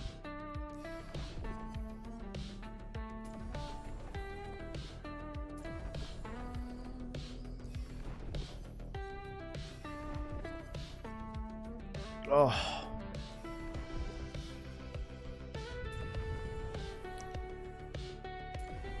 Okay. How many prophecies do I? Okay, I'm full. I'm not full, but I'm pretty much there. Here, let's see. Can we grab some?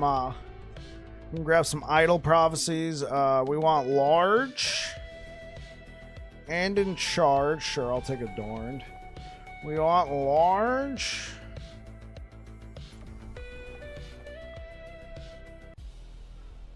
Runes of Creation.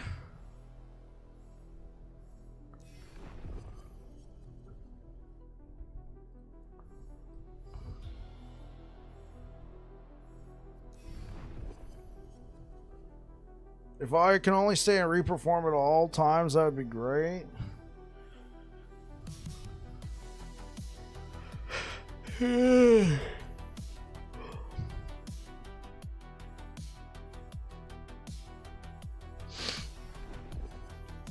Yeah, for what I've been hearing from other people, Lich is kind of slow. To the point that they'll just roll Warlock for a while and then switch over.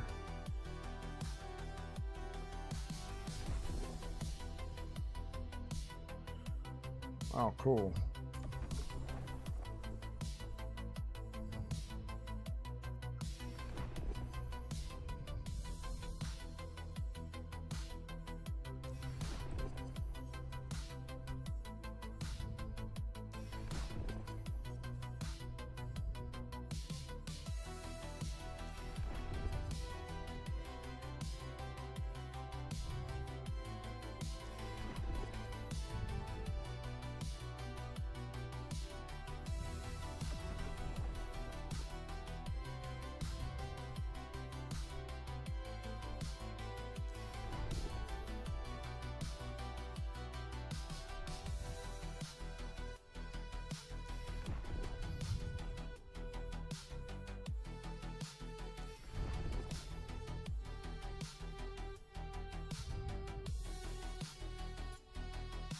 Huh.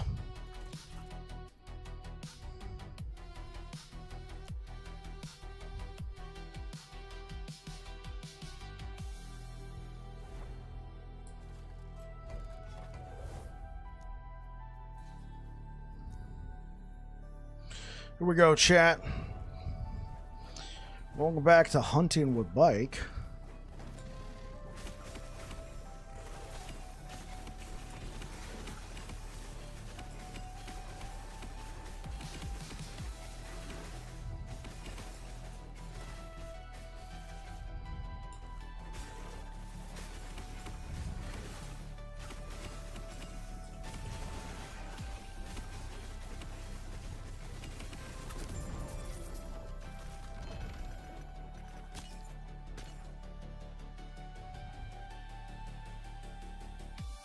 Okay. Clearly I didn't think about this, but that's fine.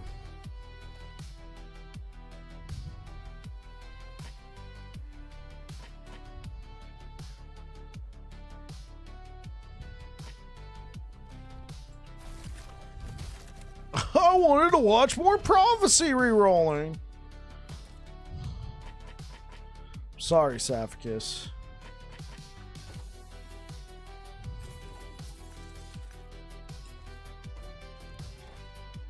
I apologize. I'm sorry. This must be so disappointing.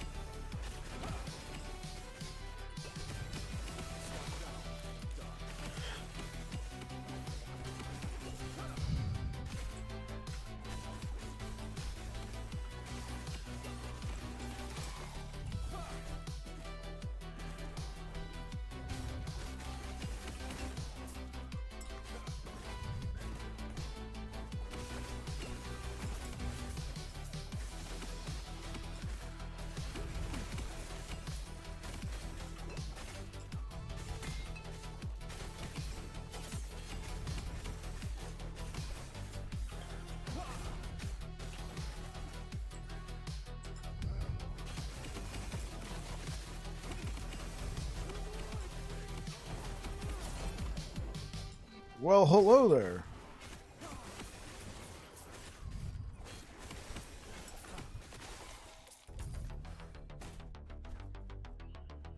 All right.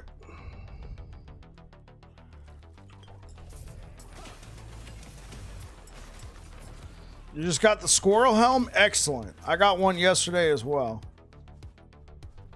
I'm excited about that one.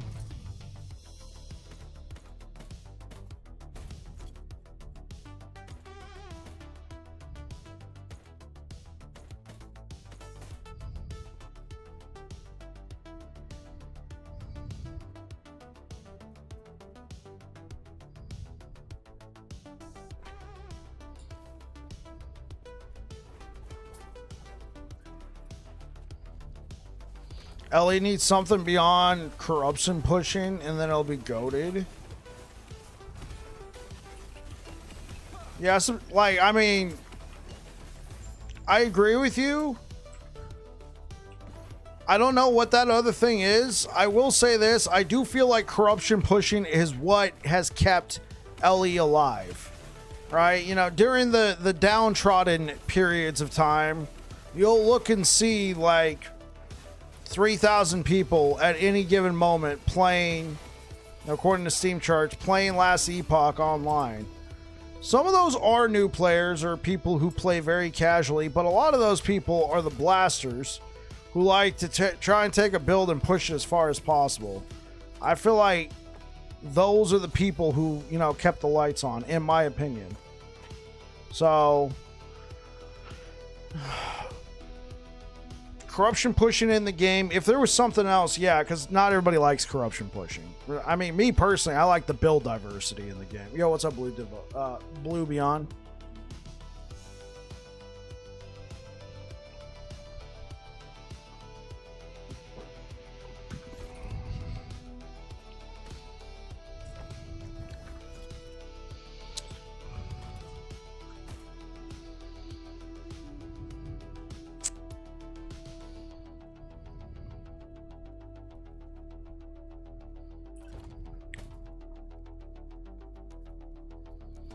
Okay.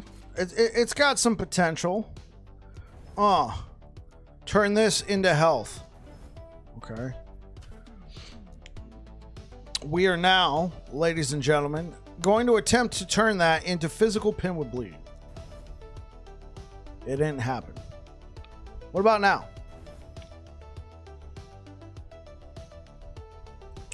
What about now? Now. Okay, I'll keep mana. Oh. Still, this is not too bad. This is not too bad.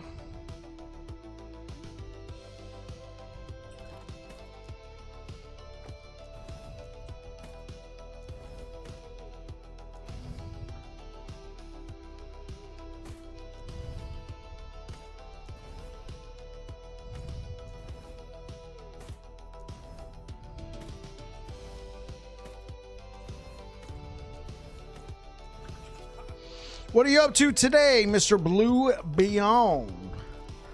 Blue Beyond. All right, here we go, guys. We're going back in. Wish me luck.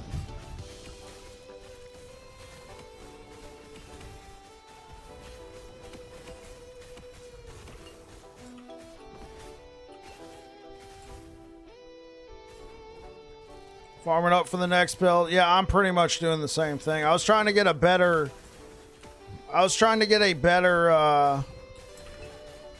Carrion a creation, but that thing just ain't dropping at all. I don't like this one.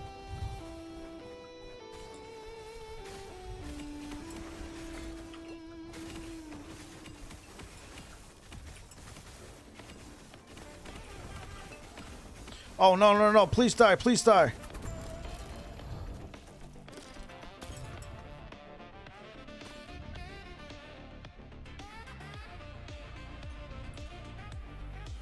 Think we are done with this.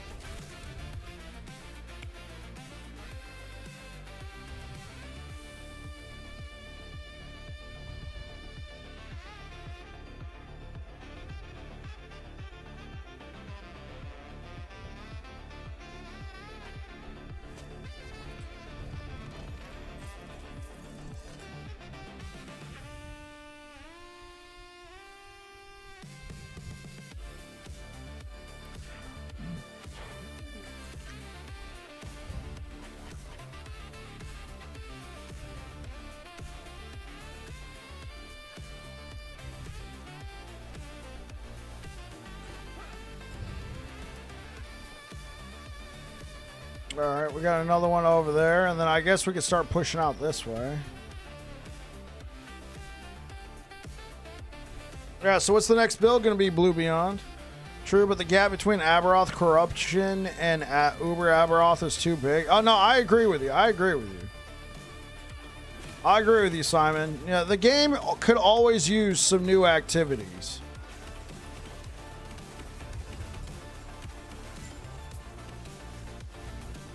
I guess I almost feel like a need to mention the corruption thing, because whenever I hear people say we need something behind corruption, it's also usually attached to corruption needs to be capped or something like that.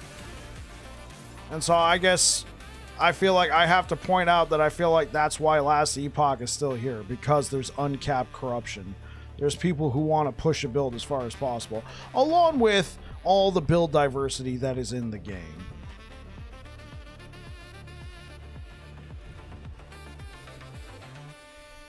I don't think capped right, and you didn't say capped. You didn't say that, but it has come up before, not from you, but in other conversations. So I guess that's a chance to explain why I all of a sudden started talking about, yeah, but it's kept it in the game. You're like, well, I'm not calling for it to be taken out. We just need more stuff. I hear that.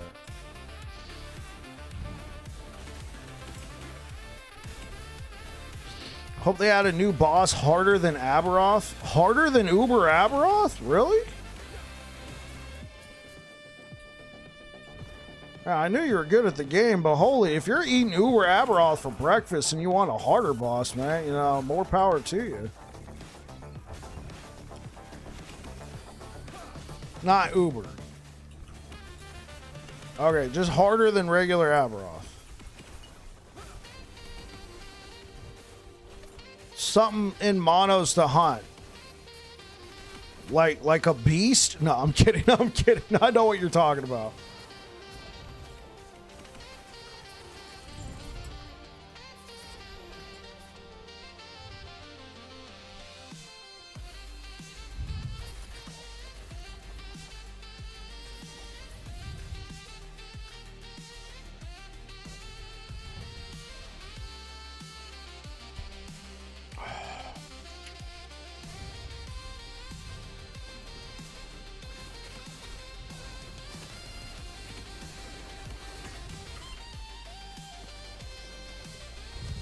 No, stay away from me.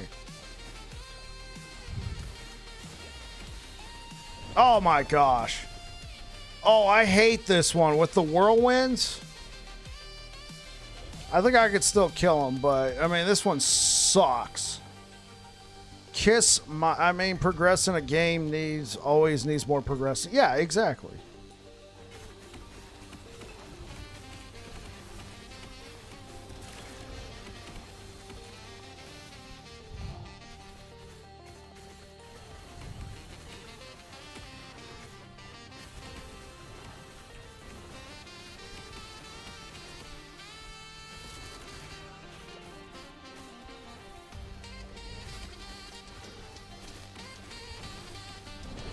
Are you serious? Come on, kill him. Kill him.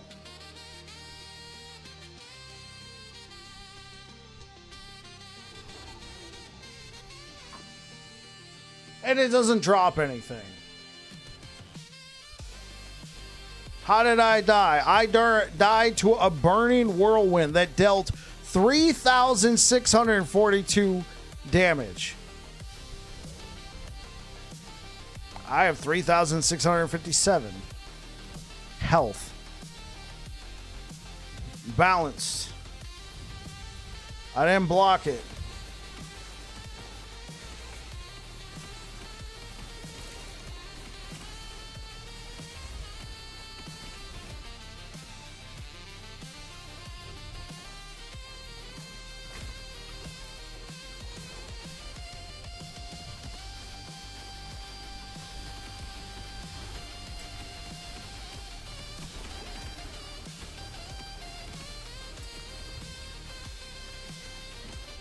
Oh my.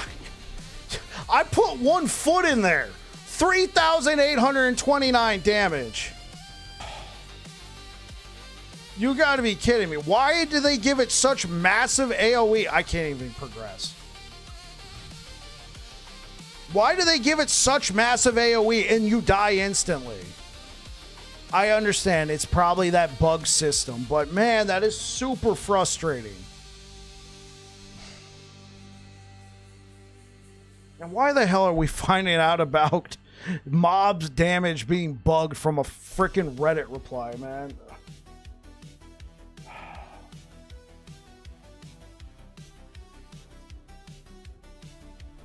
Yeah, you're right. It was just the pinky toe. It's crystallized. I think the damage on crystallized rift bosses are overtuned compared to the regular ones. I do think those are part of the bugged ones. I don't think that's intended damage.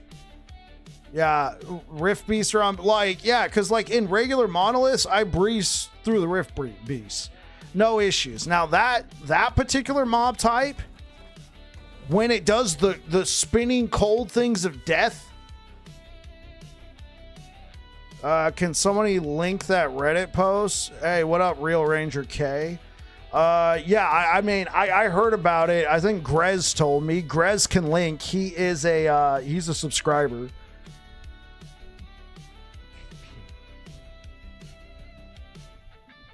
If Grez is still here. Grez, are you still here, buddy? I think Grez is. If Grez is in a position to link it. I don't go on Reddit. I heard about it from you guys. Let me find it. Yo, what's up? Hey, man, what's up? Yeah, so I could kill this guy. I can kill this guy. This guy is just extra frustrating.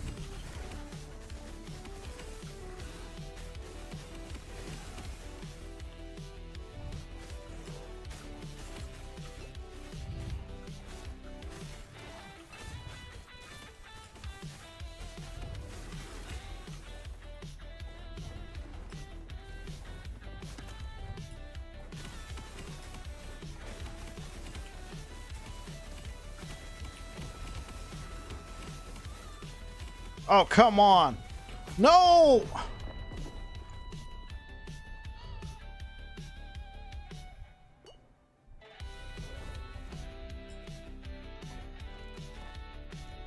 I mean, it was a catch-22. Sit in the poison cloud and die, or move to the area where you can't do anything.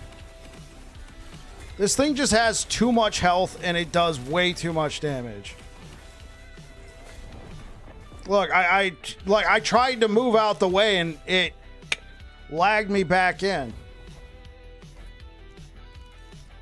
Hey guys, you guys wanted a boss that was between Aberoth and Uber Aberoth. I present to you Bugged Rift Beast.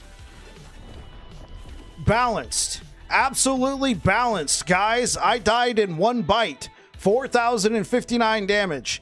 This is the epitome of boss battles in last Epoch.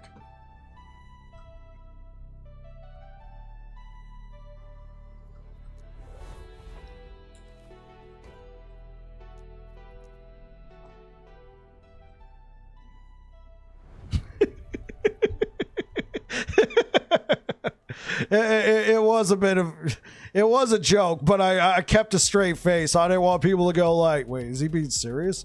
It was.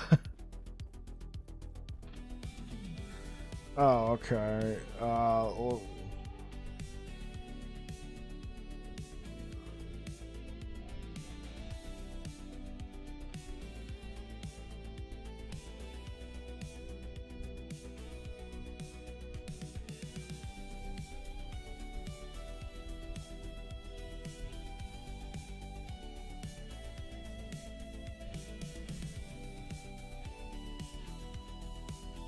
I mean, that's great. I mean, I understand. Yeah. Thanks, man. You're missing a lot of health. I am 587 corruption. I mean, you think this is missing a lot of health? Dude, homie, I've been breezing through all the enemies here at 587 corruption. It's when I do this one woven echo in particular that it's insane. Like, dude, I don't care in what world you think that is balanced at 500 corruption. Like, I don't care if you think like, oh, well, you push too high. I have 3,650. Yeah.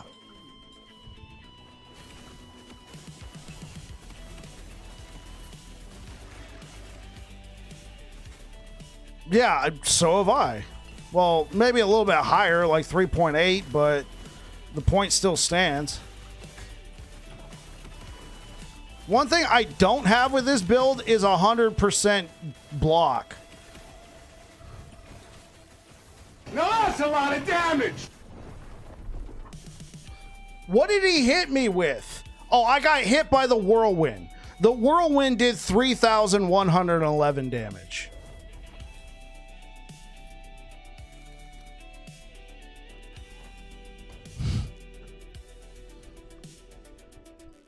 I mean, that's worthy of a clip right there. That's worthy of a clip right there.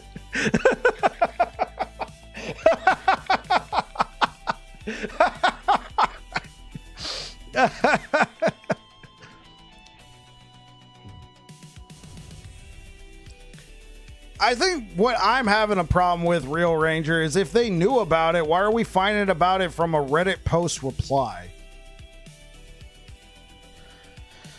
I mean, the thing about the beast, I haven't had any issues. It's this one particular woven echo, right?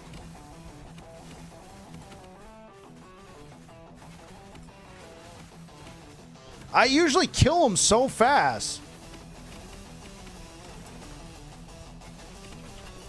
There we go. I knew I could kill him.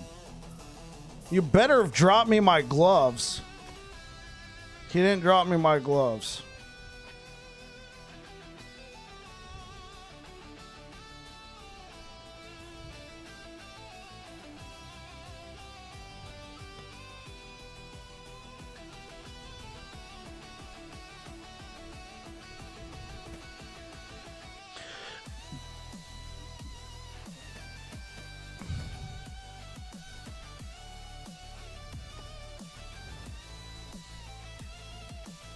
Yeah, when everybody came in and they were talking about it, I'm like, makes sense. Why are we finding out about it from a Reddit post? Like, I get it.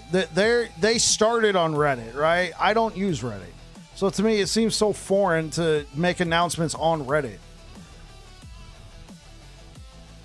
Maybe that's perfectly normal and I'm just stuck in the past.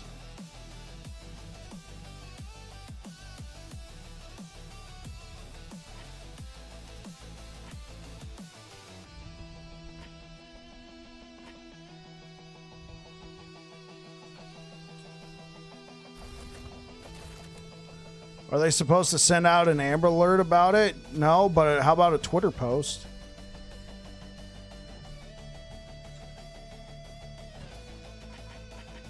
Something in the Discord.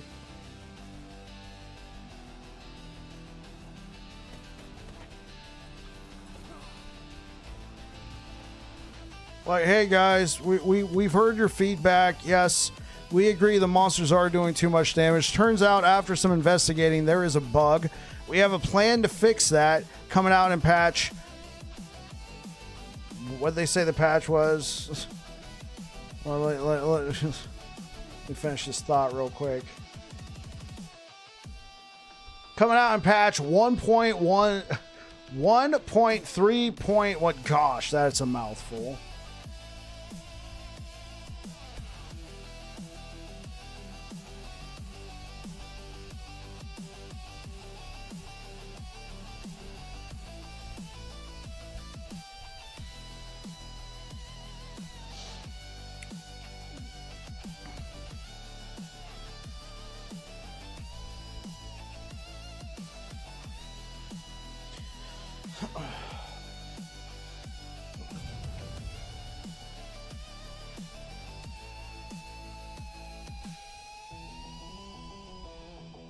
See, that's what I'm saying, because we're finding out about it because it was a reply to a post.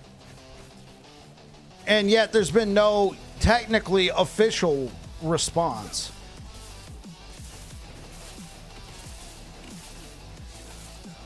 Yeah. I think that's it right there. I think that's what's bothering me. Of course, I have a problem with the source as well. I don't use Reddit, so I will own my own bias there. But the fact that we only know anything about it because it was a response to somebody else's post.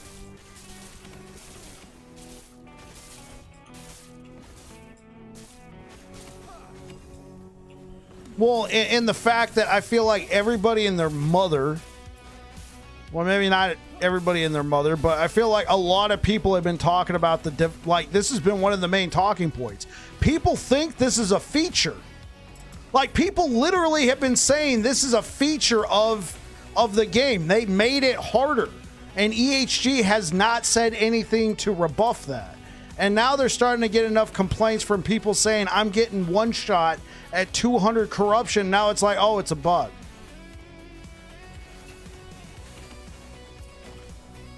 Yeah, that's what...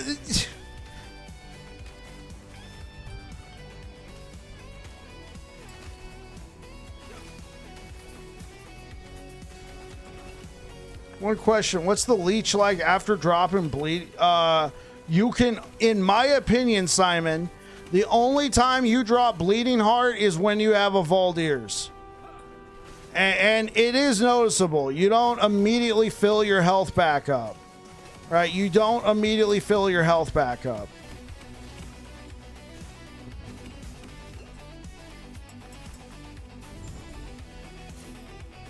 I mean, Bleeding Heart is great, but the thing I found, personally, Simon, and I think it was perfectly, the example was perfectly made earlier when I was fighting that thing. Leech, in my opinion, is good. I only die to one-shots. I rarely die to attrition. I die to huge amounts of damage all at once, or in, enough time that Bleeding Heart wouldn't have saved me anyway. So the 2% leech from Valdir's, I think, is perfectly fine. But if you don't have a Valdir's, I personally would not make the switch.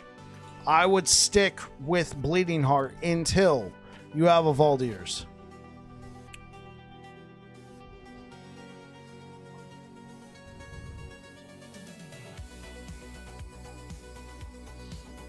Until you have block, 100% block, it's 50-50.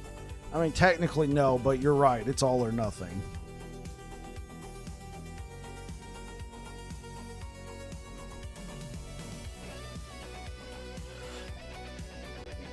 Yeah, until it's 100, it might as well be 50-50. Might as well have 300 dodge, right? You might as well.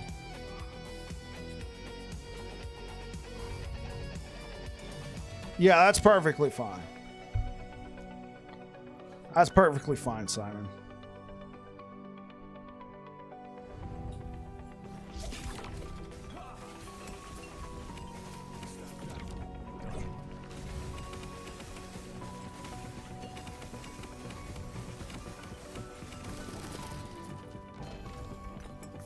See, look, that's a regular build.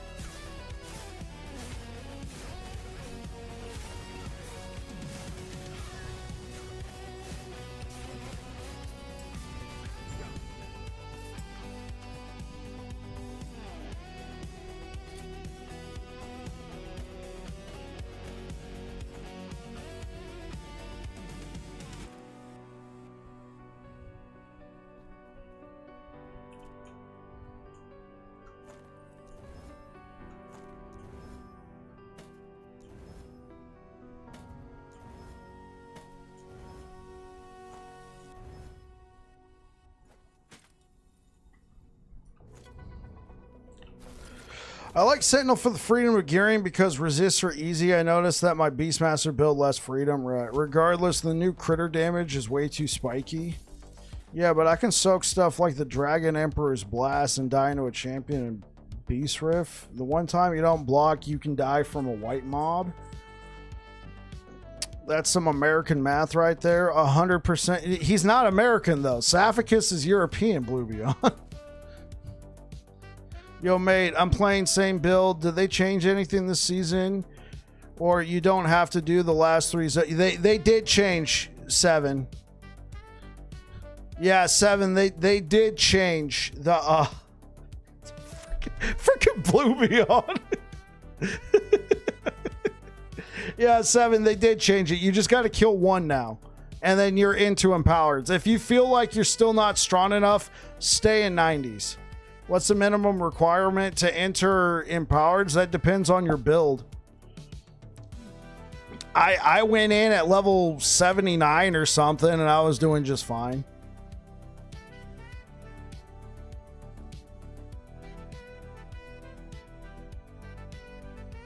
I think that's what you meant.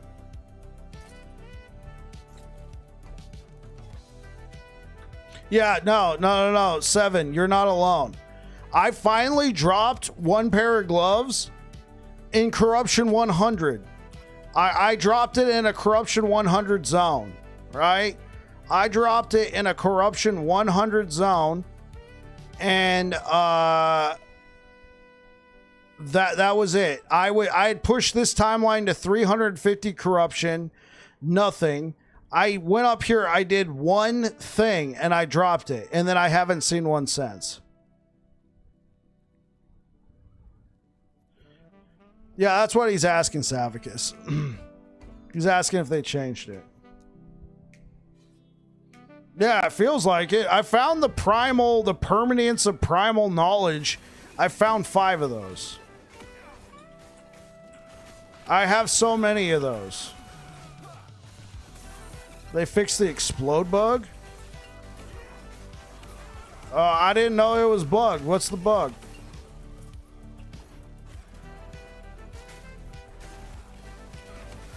See, they like to come in here and rub it into my face.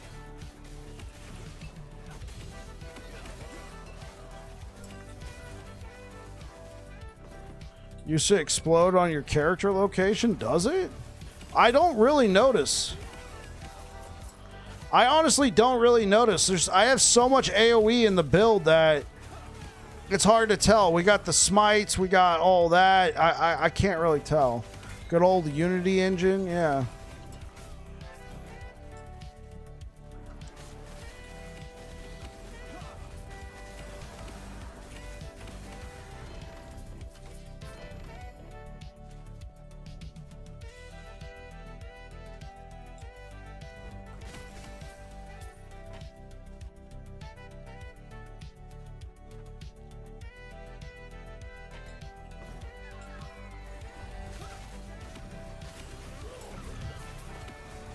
What axe am I searching for?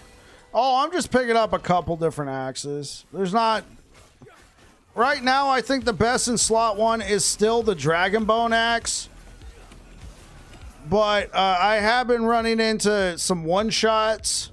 And until I can get a Countenance of Majasa shield, I've been thinking about using a Monument of Protection. Like, for right now, I still think this is, you know, the way to go. But I've been thinking, you know what? Let's try and find a Monument of Protection. One of these. Try and find a 2LP one of these.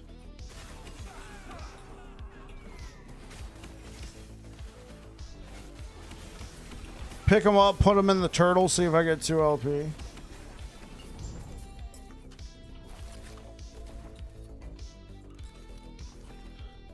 Because, see, like right now, I have 92% block chance, right? Because I don't have a Countenance of Majasa. I put that on, bam. I have 102% block chance.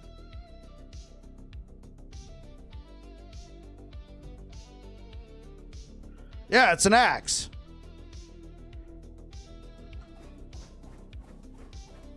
It's an axe.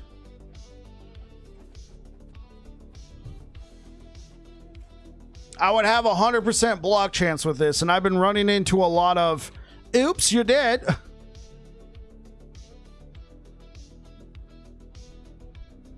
I want the damage. Is the Majasa shield that good? I can hit 100% block chance with that shield without needing something like Monument of Protection. It's very good. It's best in slot. Honestly, I feel that this strongly about it. I'm gonna go do it.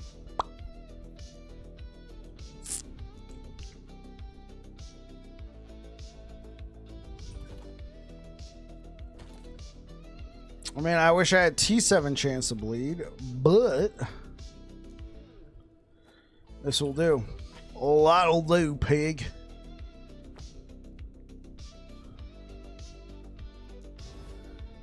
Okay, that works for me.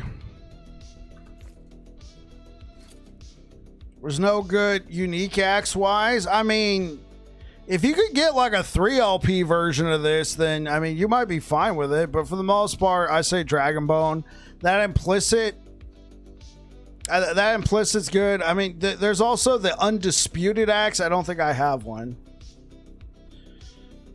Yeah, there's also the Undisputed axe. It looks like an axe with a red thing. That's a Dragon Bone base. If you ever found like a 4LP, you could slam some other axe into it, but that's incredibly rare. It's not a very common axe. Let's go slam some stuff. Yeah, best in slot, Simon. So I'm about to take a damage drop off. Aaron action RPG with the raid. Wait, Aaron. Does that mean you're wait, Aaron, are you free? Is your subathon over? Is the subathon over? No. I'm free to sleep. Oh, he's never free.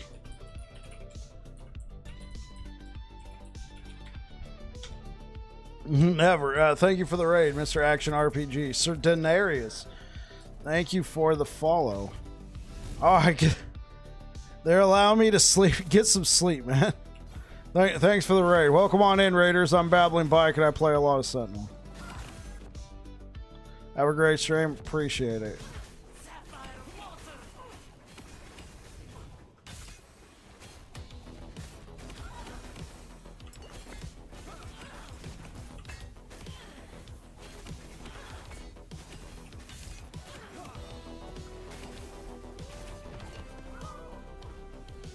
Good night, sweet prince.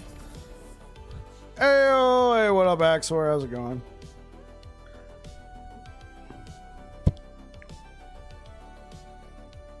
Now this is something worth putting in the Weaver tree.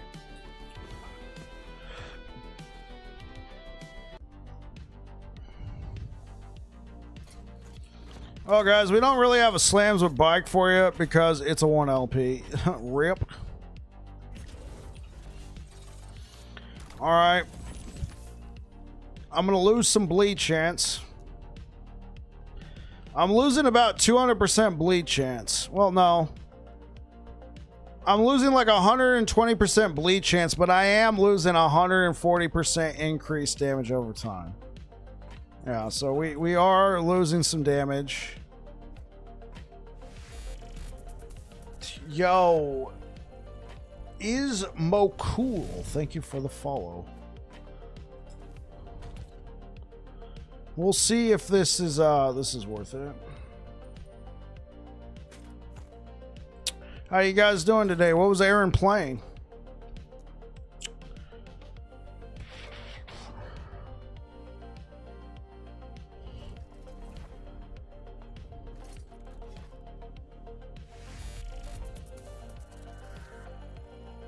Oh, there it is.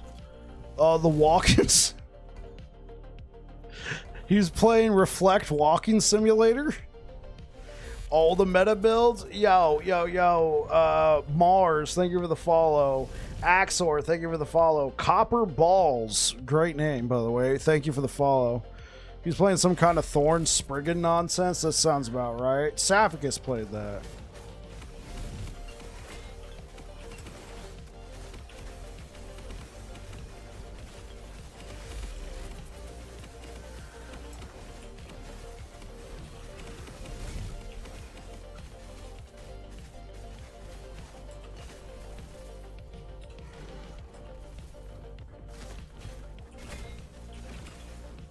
How is it not dead? You gotta be kidding me. That's a lot of hammers. This is a lot of BS right here. Yeah. All the meta. Well, it was more survivable against this guy.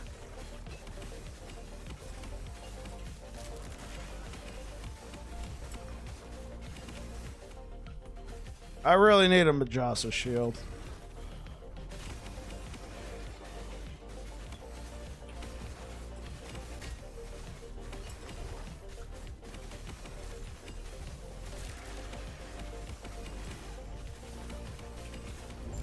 There we go. We did it this time. Yo, he dropped gloves. Guys, he dropped gloves.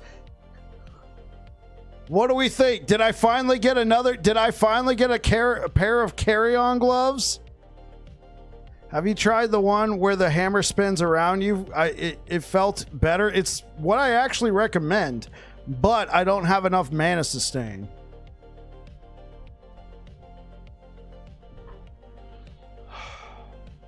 This is my 6th pair of permanents of Primal. This is my 6th pair of permanents of Primal Knowledge. I have only ever gotten the one, and then the health was put on there by the Nemesis.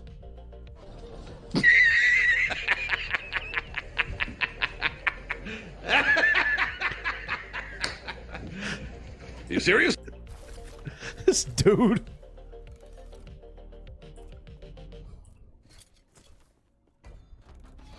Yeah, so I do prefer Orbit. I do prefer Orbit 7. It's just, especially when I'm trying to blast through a map real fast, I don't want to slow down for mana.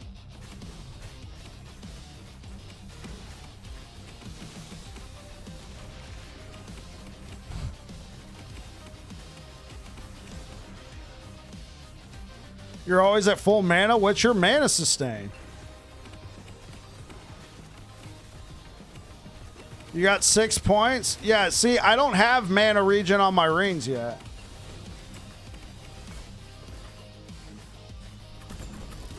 Hey, friends, I thought I could spread my highest corruption to a new timeline.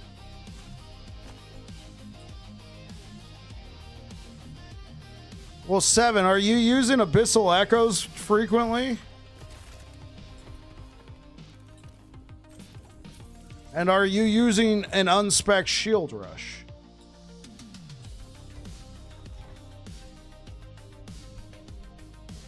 You're not spec'd into that at all. Okay. Because I'm constantly spamming Abyssal Echoes, right, to consume all the bleed stacks on an enemy. And then I'm using unspec Shield Rush to run through maps like this, right? So bam, bam, bam, bam, bam, bam, go.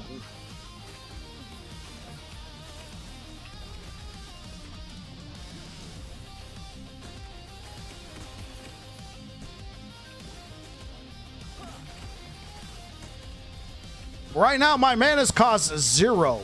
0. So if they were costing 4 per, I would be running out of mana. I'd be constantly Now I can do it if I have mana regen on my rings. Using Healing Hands for movement. So you're spec'd into Healing Hands.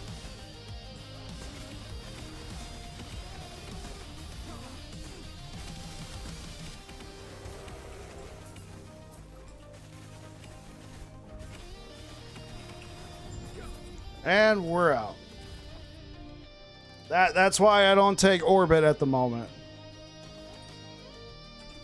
Now, if I had, like I said, if I had mana regen here, and then maybe like a 35-40 increased mana regen, I would take it. Looking for around 14 to 16 mana regen, be able to sustain the way I like to play. What you got, that's working perfectly for you. That's a reason to go for it.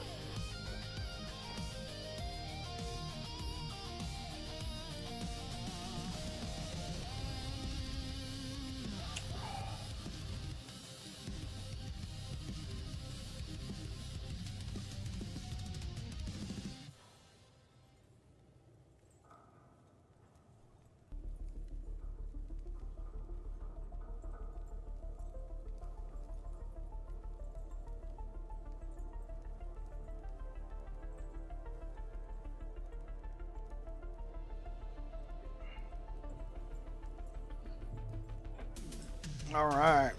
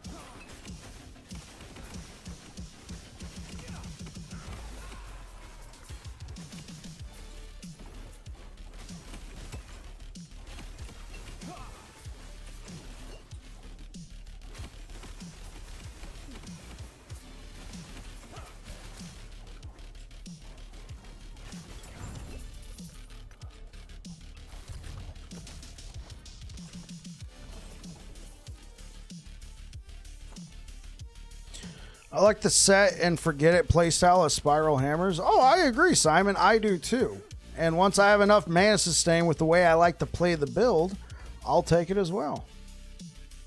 Oh, wait. Are you talking about you just set some spirals and leave them behind, or the orbit? Ones where they follow you. That's the one I like the most.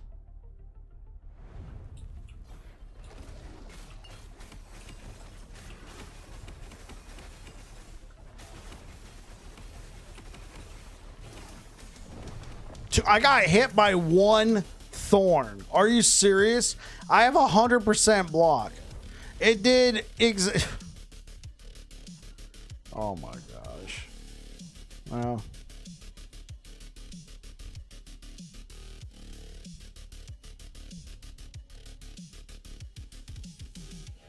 I don't know. I would just get rid of Abyssal Echoes. Are you talking about yourself, or are you telling me that I should get rid of Abyssal Echoes? Because as much as I like having them follow me around, the DPS that we're getting from Abyssal Echoes, yeah, I'm not giving that up.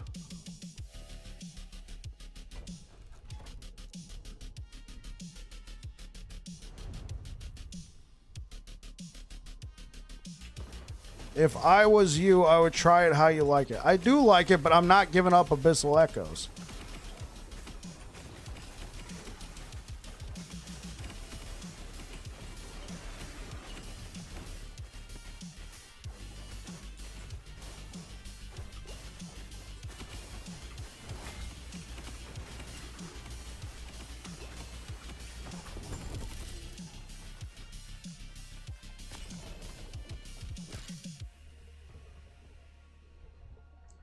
Thanks, Seven. Your good luck. I appreciate it. We finally got a pair of Carrion creation. Appreciate it, brother. So here's why I value Abyssal Echoes. First, we come down here. We get, when we cast Abyssal Echoes for 5 seconds, we gain a 20% attack speed and a 20% damage buff versus blinded enemies. Come over here, Abyssal Echoes blinds enemies. Come down here, Crumbling. Abyssal Decay causes enemies to take increased damage over time to the tune of 24%. So whatever amount of damage you would have been throwing out there, increase that after it's gone through all its more multipliers and all that stuff, increase it all by 24%. It's like a more multiplier on steroids. Come over here, Sanguine Eruption. Abyssal Echoes consumes the bleed stacks on the enemy. It consumes the bleed stacks on the enemy to instantly do the damage. So since we're applying so many bleed stacks on the enemy to instantly consume it, it makes mapping a lot faster, even with the other one. But I'm giving up a lot of quality of life. It's my favorite, but it's not enough for me to give it up. This amount of damage and utility, it's not enough for me to want to give it up.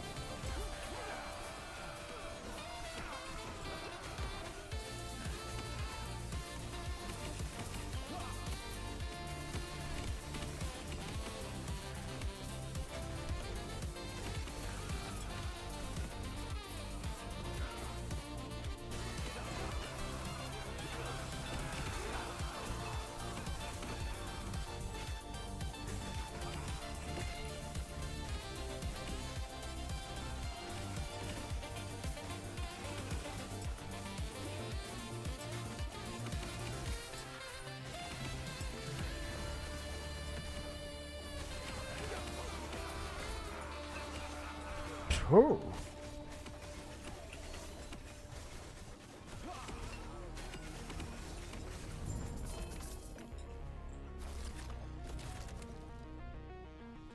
Oh, the one I'm using right now, Simon, that's the one you like. Just you leave it and then you move on.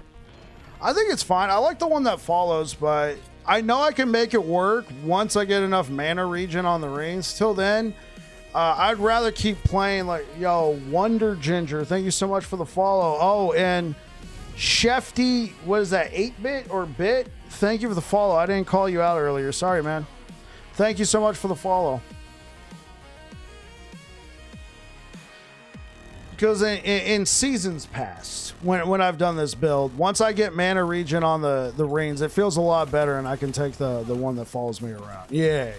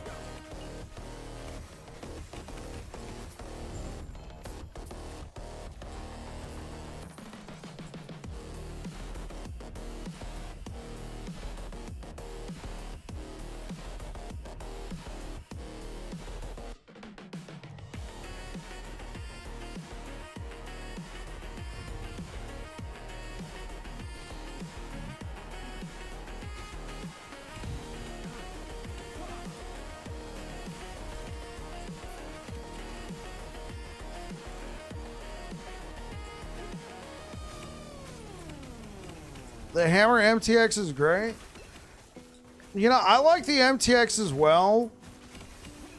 The thing that I was having an issue with is it makes the hammers look a little bit bigger than they actually are. So I just went back to using normal hammers. But it does look really cool, especially when you pair it with the Cosmic Smite. Also, I was having some I don't know if they did something with the lighting, but I was having some frame drops with that particular MTX on.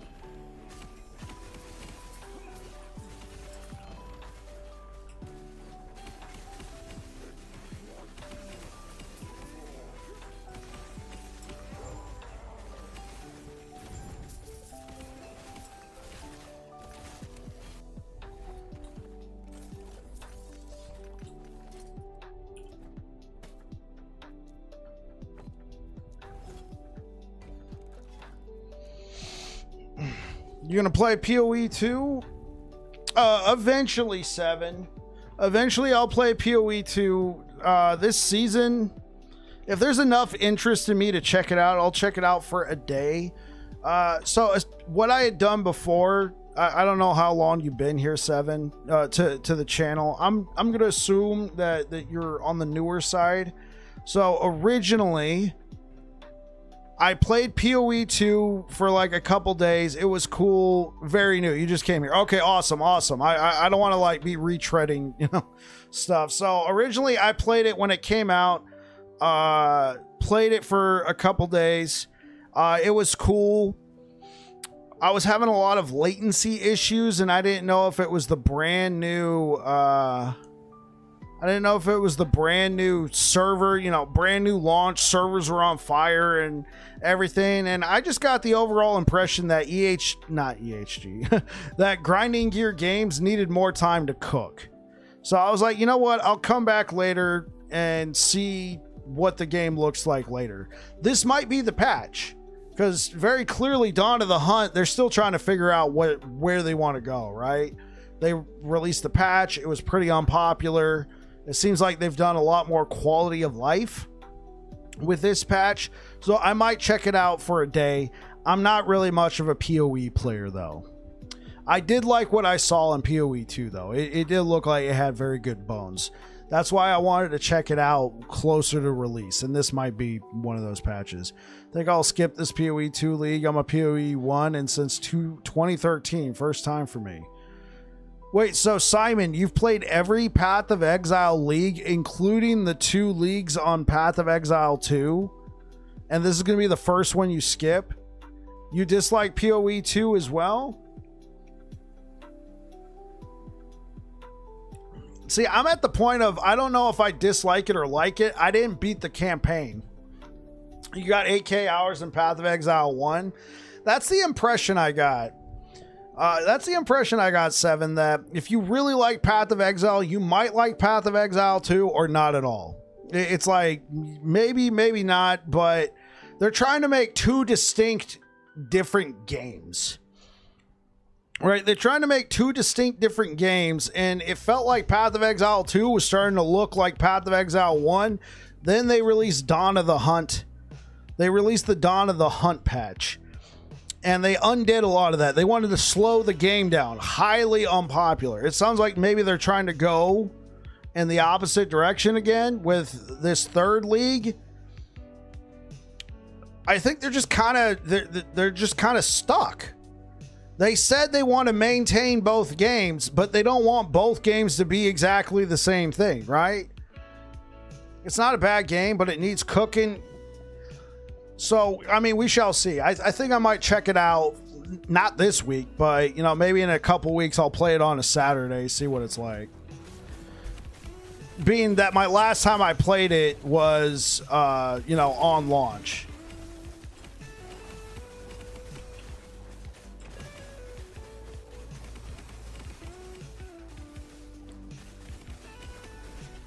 Whoo! Nope.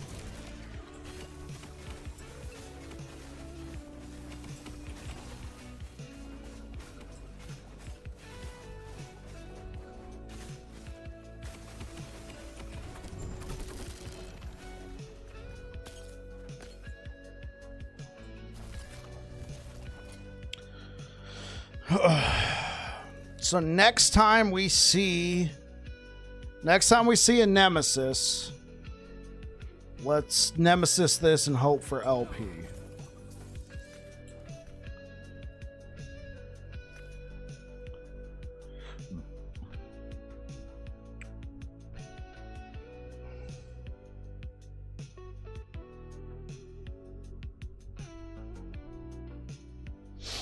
Different from your Abyssal Echoes, I'm spec'd fully into Smite and I'm proccing it with the Idol.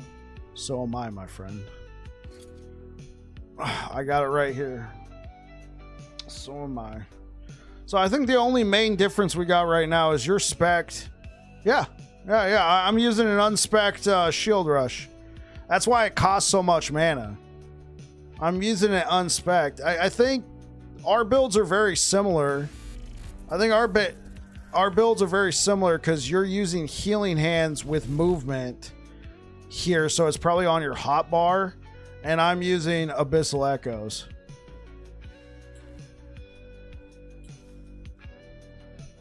Doing Sentinel this too. Hey, that's what I'm talking about, Spox. Yeah, the damage immunity, it's very nice. The damage immunity on it's very nice. I mean, if I was spec'ing the shield, I don't think you get damage immunity. You get damage reduction. So the damage immunity is extremely nice. If you need to reposition with Healing Hands, I'm just greedy for this damage right here.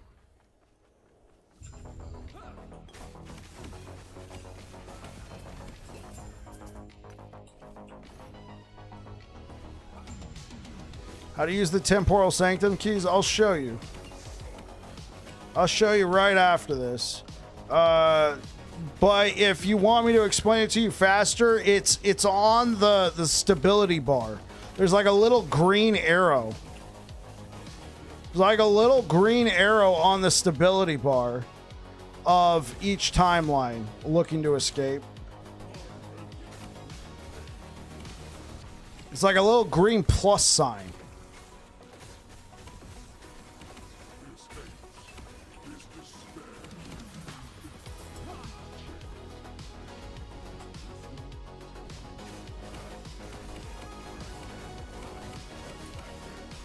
Is Valdir's rare? No, but it's a bit uncommon. Not super rare. The after I found one, I put it in my Weaver's tree, and I've been able to get a couple more to drop. Play Necro.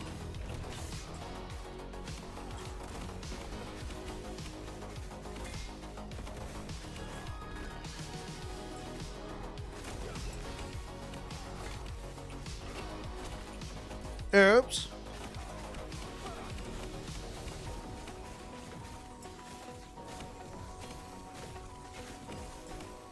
Yeah, you could also use Runes of Ascendance to try and get one. I got mine through Prophecies.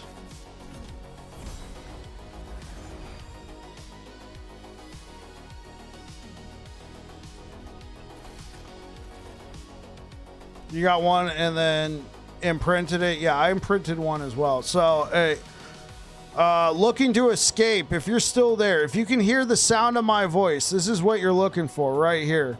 You see, these are the little temporal sanctum keys. Not sanctum, but the temporal keystones. You press the button. Yeah. Looking to escape. This is what you want right here. You want this little green plus sign. You're going to look at your stability bar. Click it.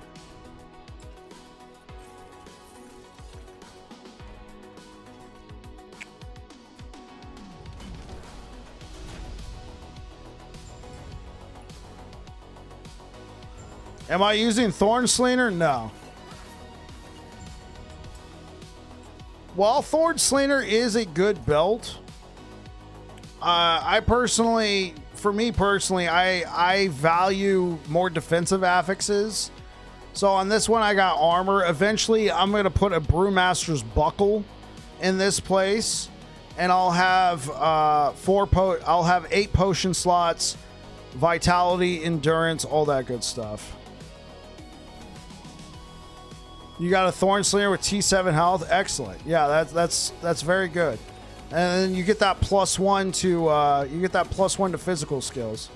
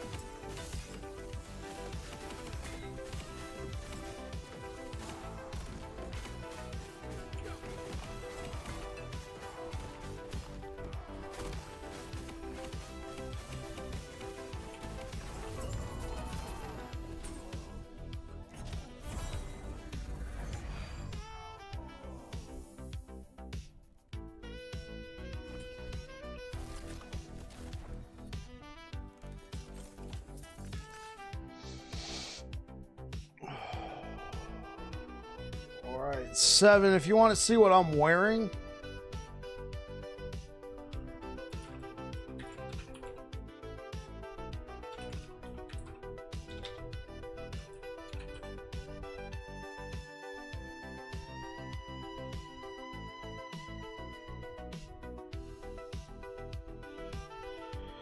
Yeah, 7. If you want to see what I'm wearing, that is currently what I have equipped.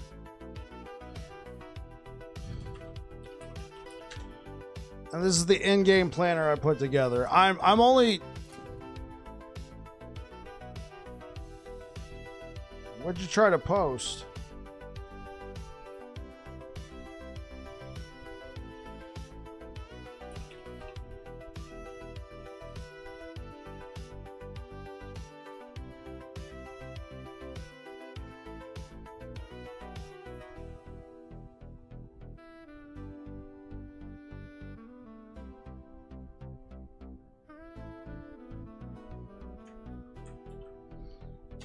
All right, that's what you try to post. So this is what you're using right now. This is what you're this is what you're following.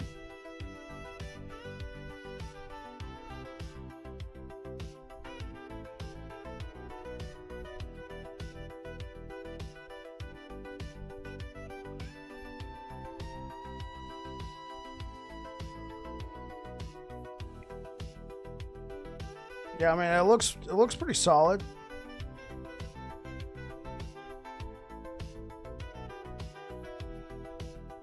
Yeah. The Thorn Slinger. Thorn Slinger, that is a doable Thorn Slinger setup. That's what I need. I need a Countenance of Majasa. Once I get that, I can drop that. I can drop this Monument of Protection. And then I have a pretty good Dragon Bone Axe right now. Yeah. I've been playing Bleed Hammers. That's 1K Corruption? Yeah. I've been playing Bleed Hammers for multiple seasons now, and every season I pushed it past 1,000.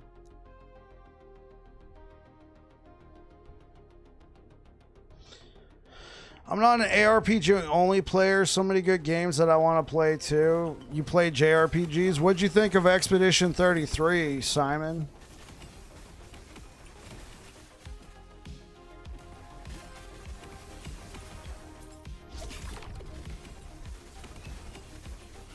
Can you get LP or put into the Nemesis egg? Well, on what, Goloso? Can you get LP or put into Nemesis egg unique? Oh, unique idols. No.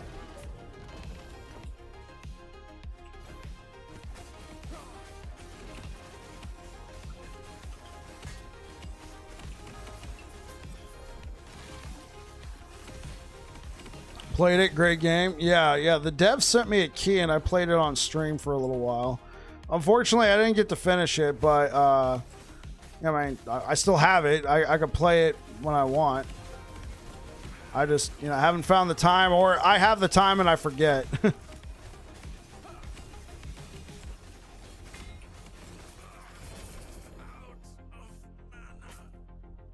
Well, what'd I pick up?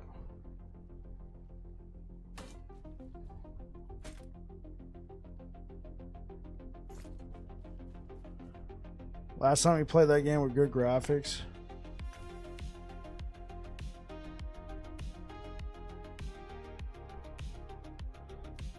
We're probably good off of shields. I mean, I got a bunch of those. Yeah, I'm too much into ARPGs now.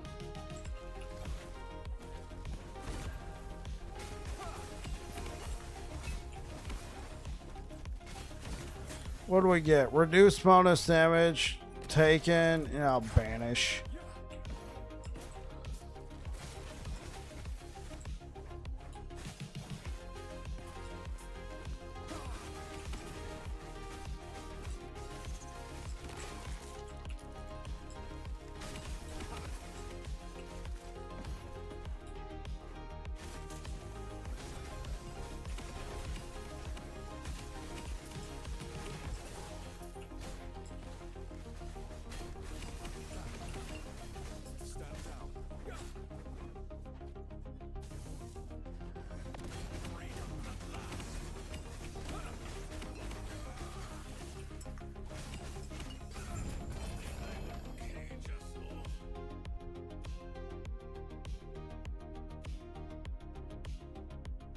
It's a lot of undisputeds.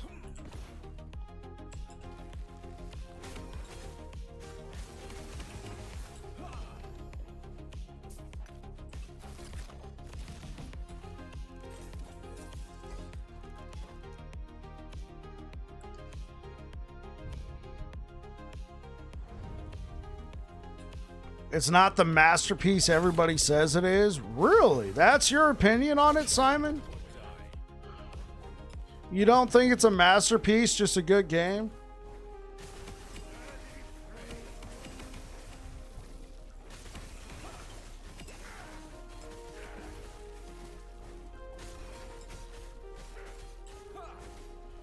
Okay, here, I got one for you, Simon. Lost Odyssey.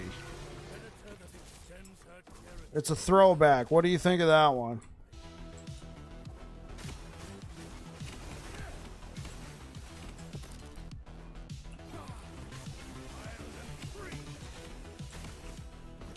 Yep.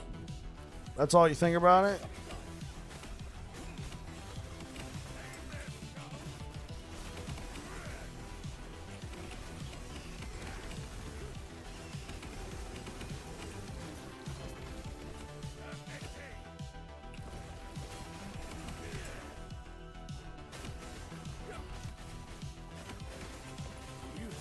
The grind could be better. Okay.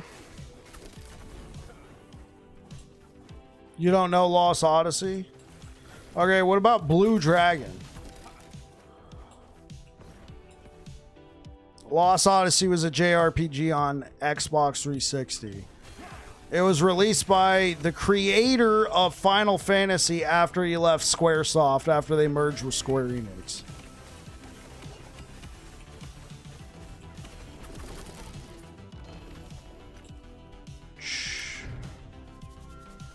Drops runes. That's all I care about. Hey, out of ARPGs, I only play Grim Dawn and Last Epoch, but I play other ARPGs. You play other games other than ARPGs. Yeah, I do as well. I like a lot of shooters. Like, I'm looking forward to Battlefield 6.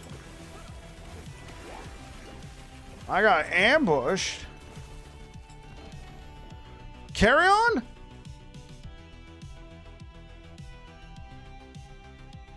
I got ambushed, and it dropped me a 1 LP Carrion. Let's freaking go.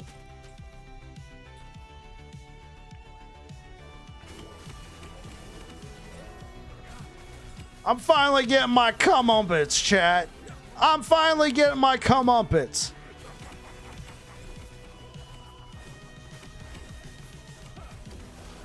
Oh.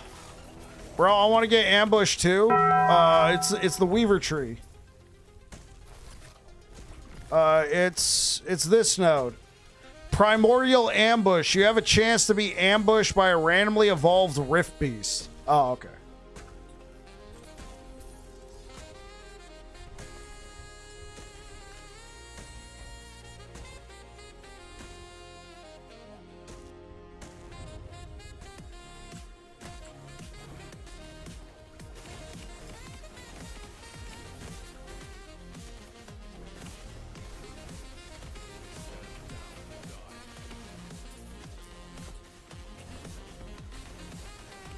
I didn't take the other Rift Beast nodes? No.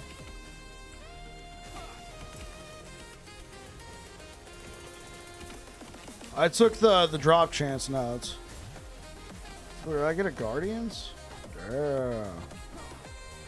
I took Glyph drop chance. The Legend of Heroes games.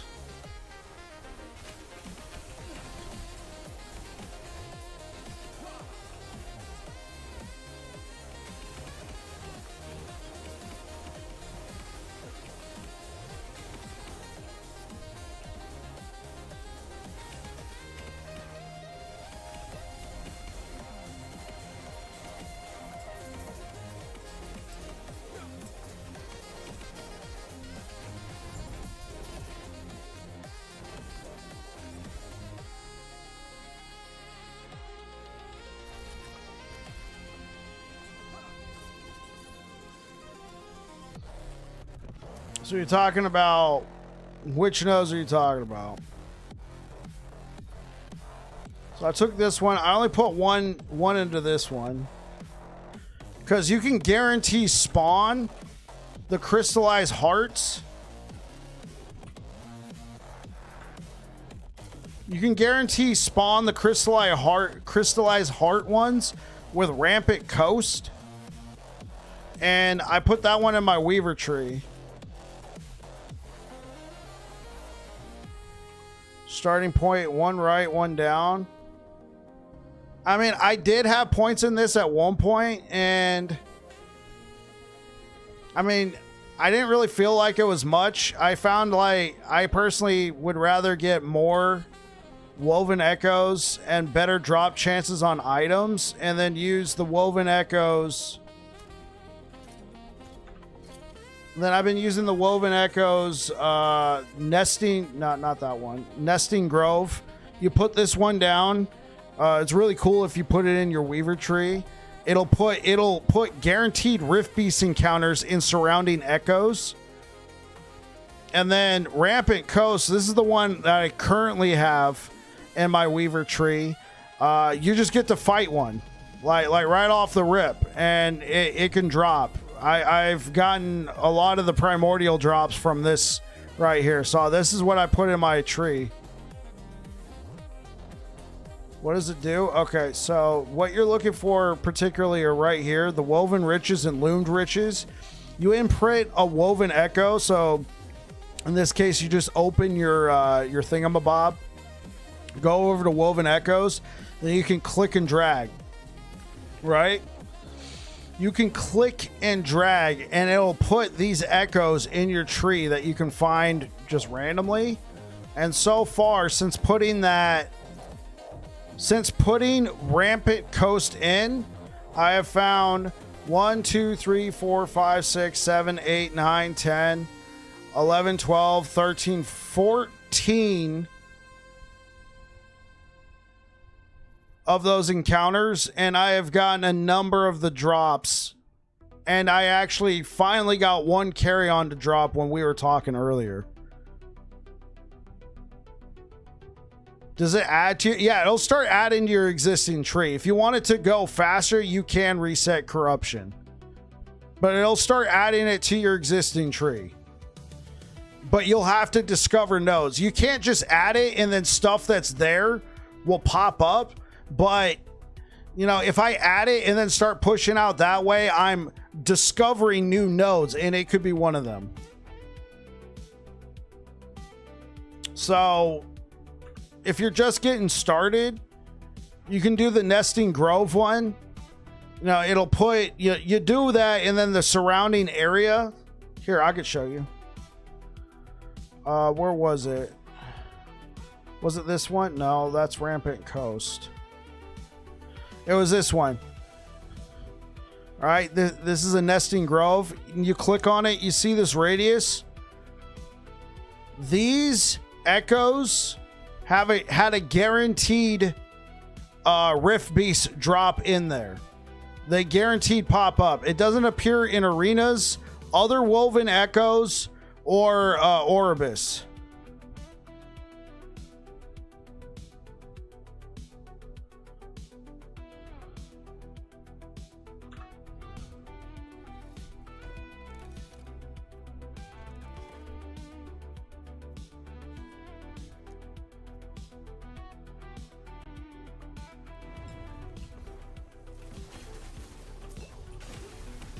My guy spent most of the night trying to farm Null's Tooth and no luck. What's the best way?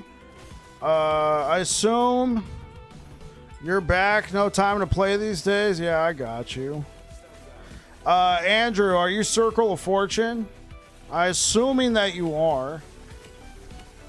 Here's what I recommend. You take a bunch of the sword prophecies, and before you do the sword prophecies, go to the ice timeline with the frost dude. Go to the timeline with the frost dude and get the blessing that gives you increased one-handed sword drop rates.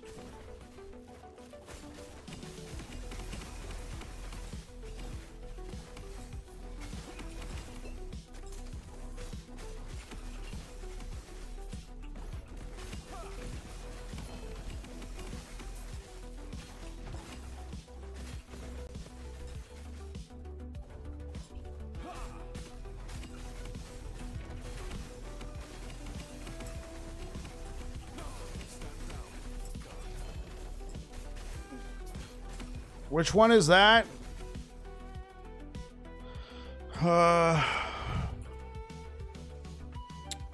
Blood, Frost, and Death.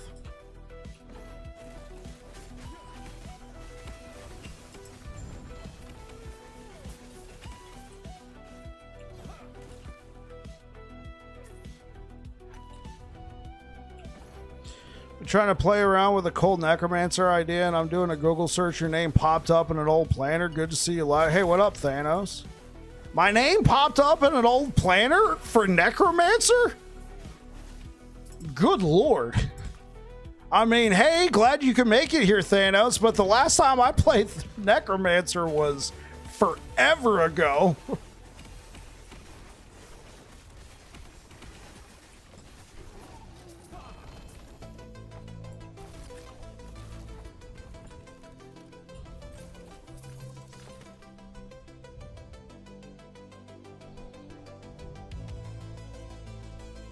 How long's this season? Most likely until the 20th. I don't think they would release a new season from 2023. Yeah, dude, that's a throwback. Yeah, that's the last time I played Necromancer was 2023.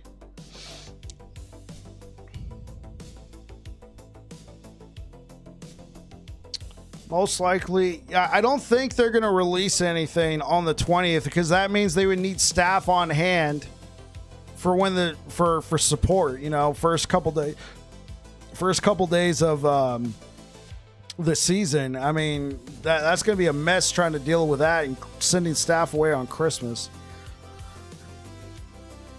Sentinel so good. I forgot to put points in my passive tree since level 12. Holy smokes.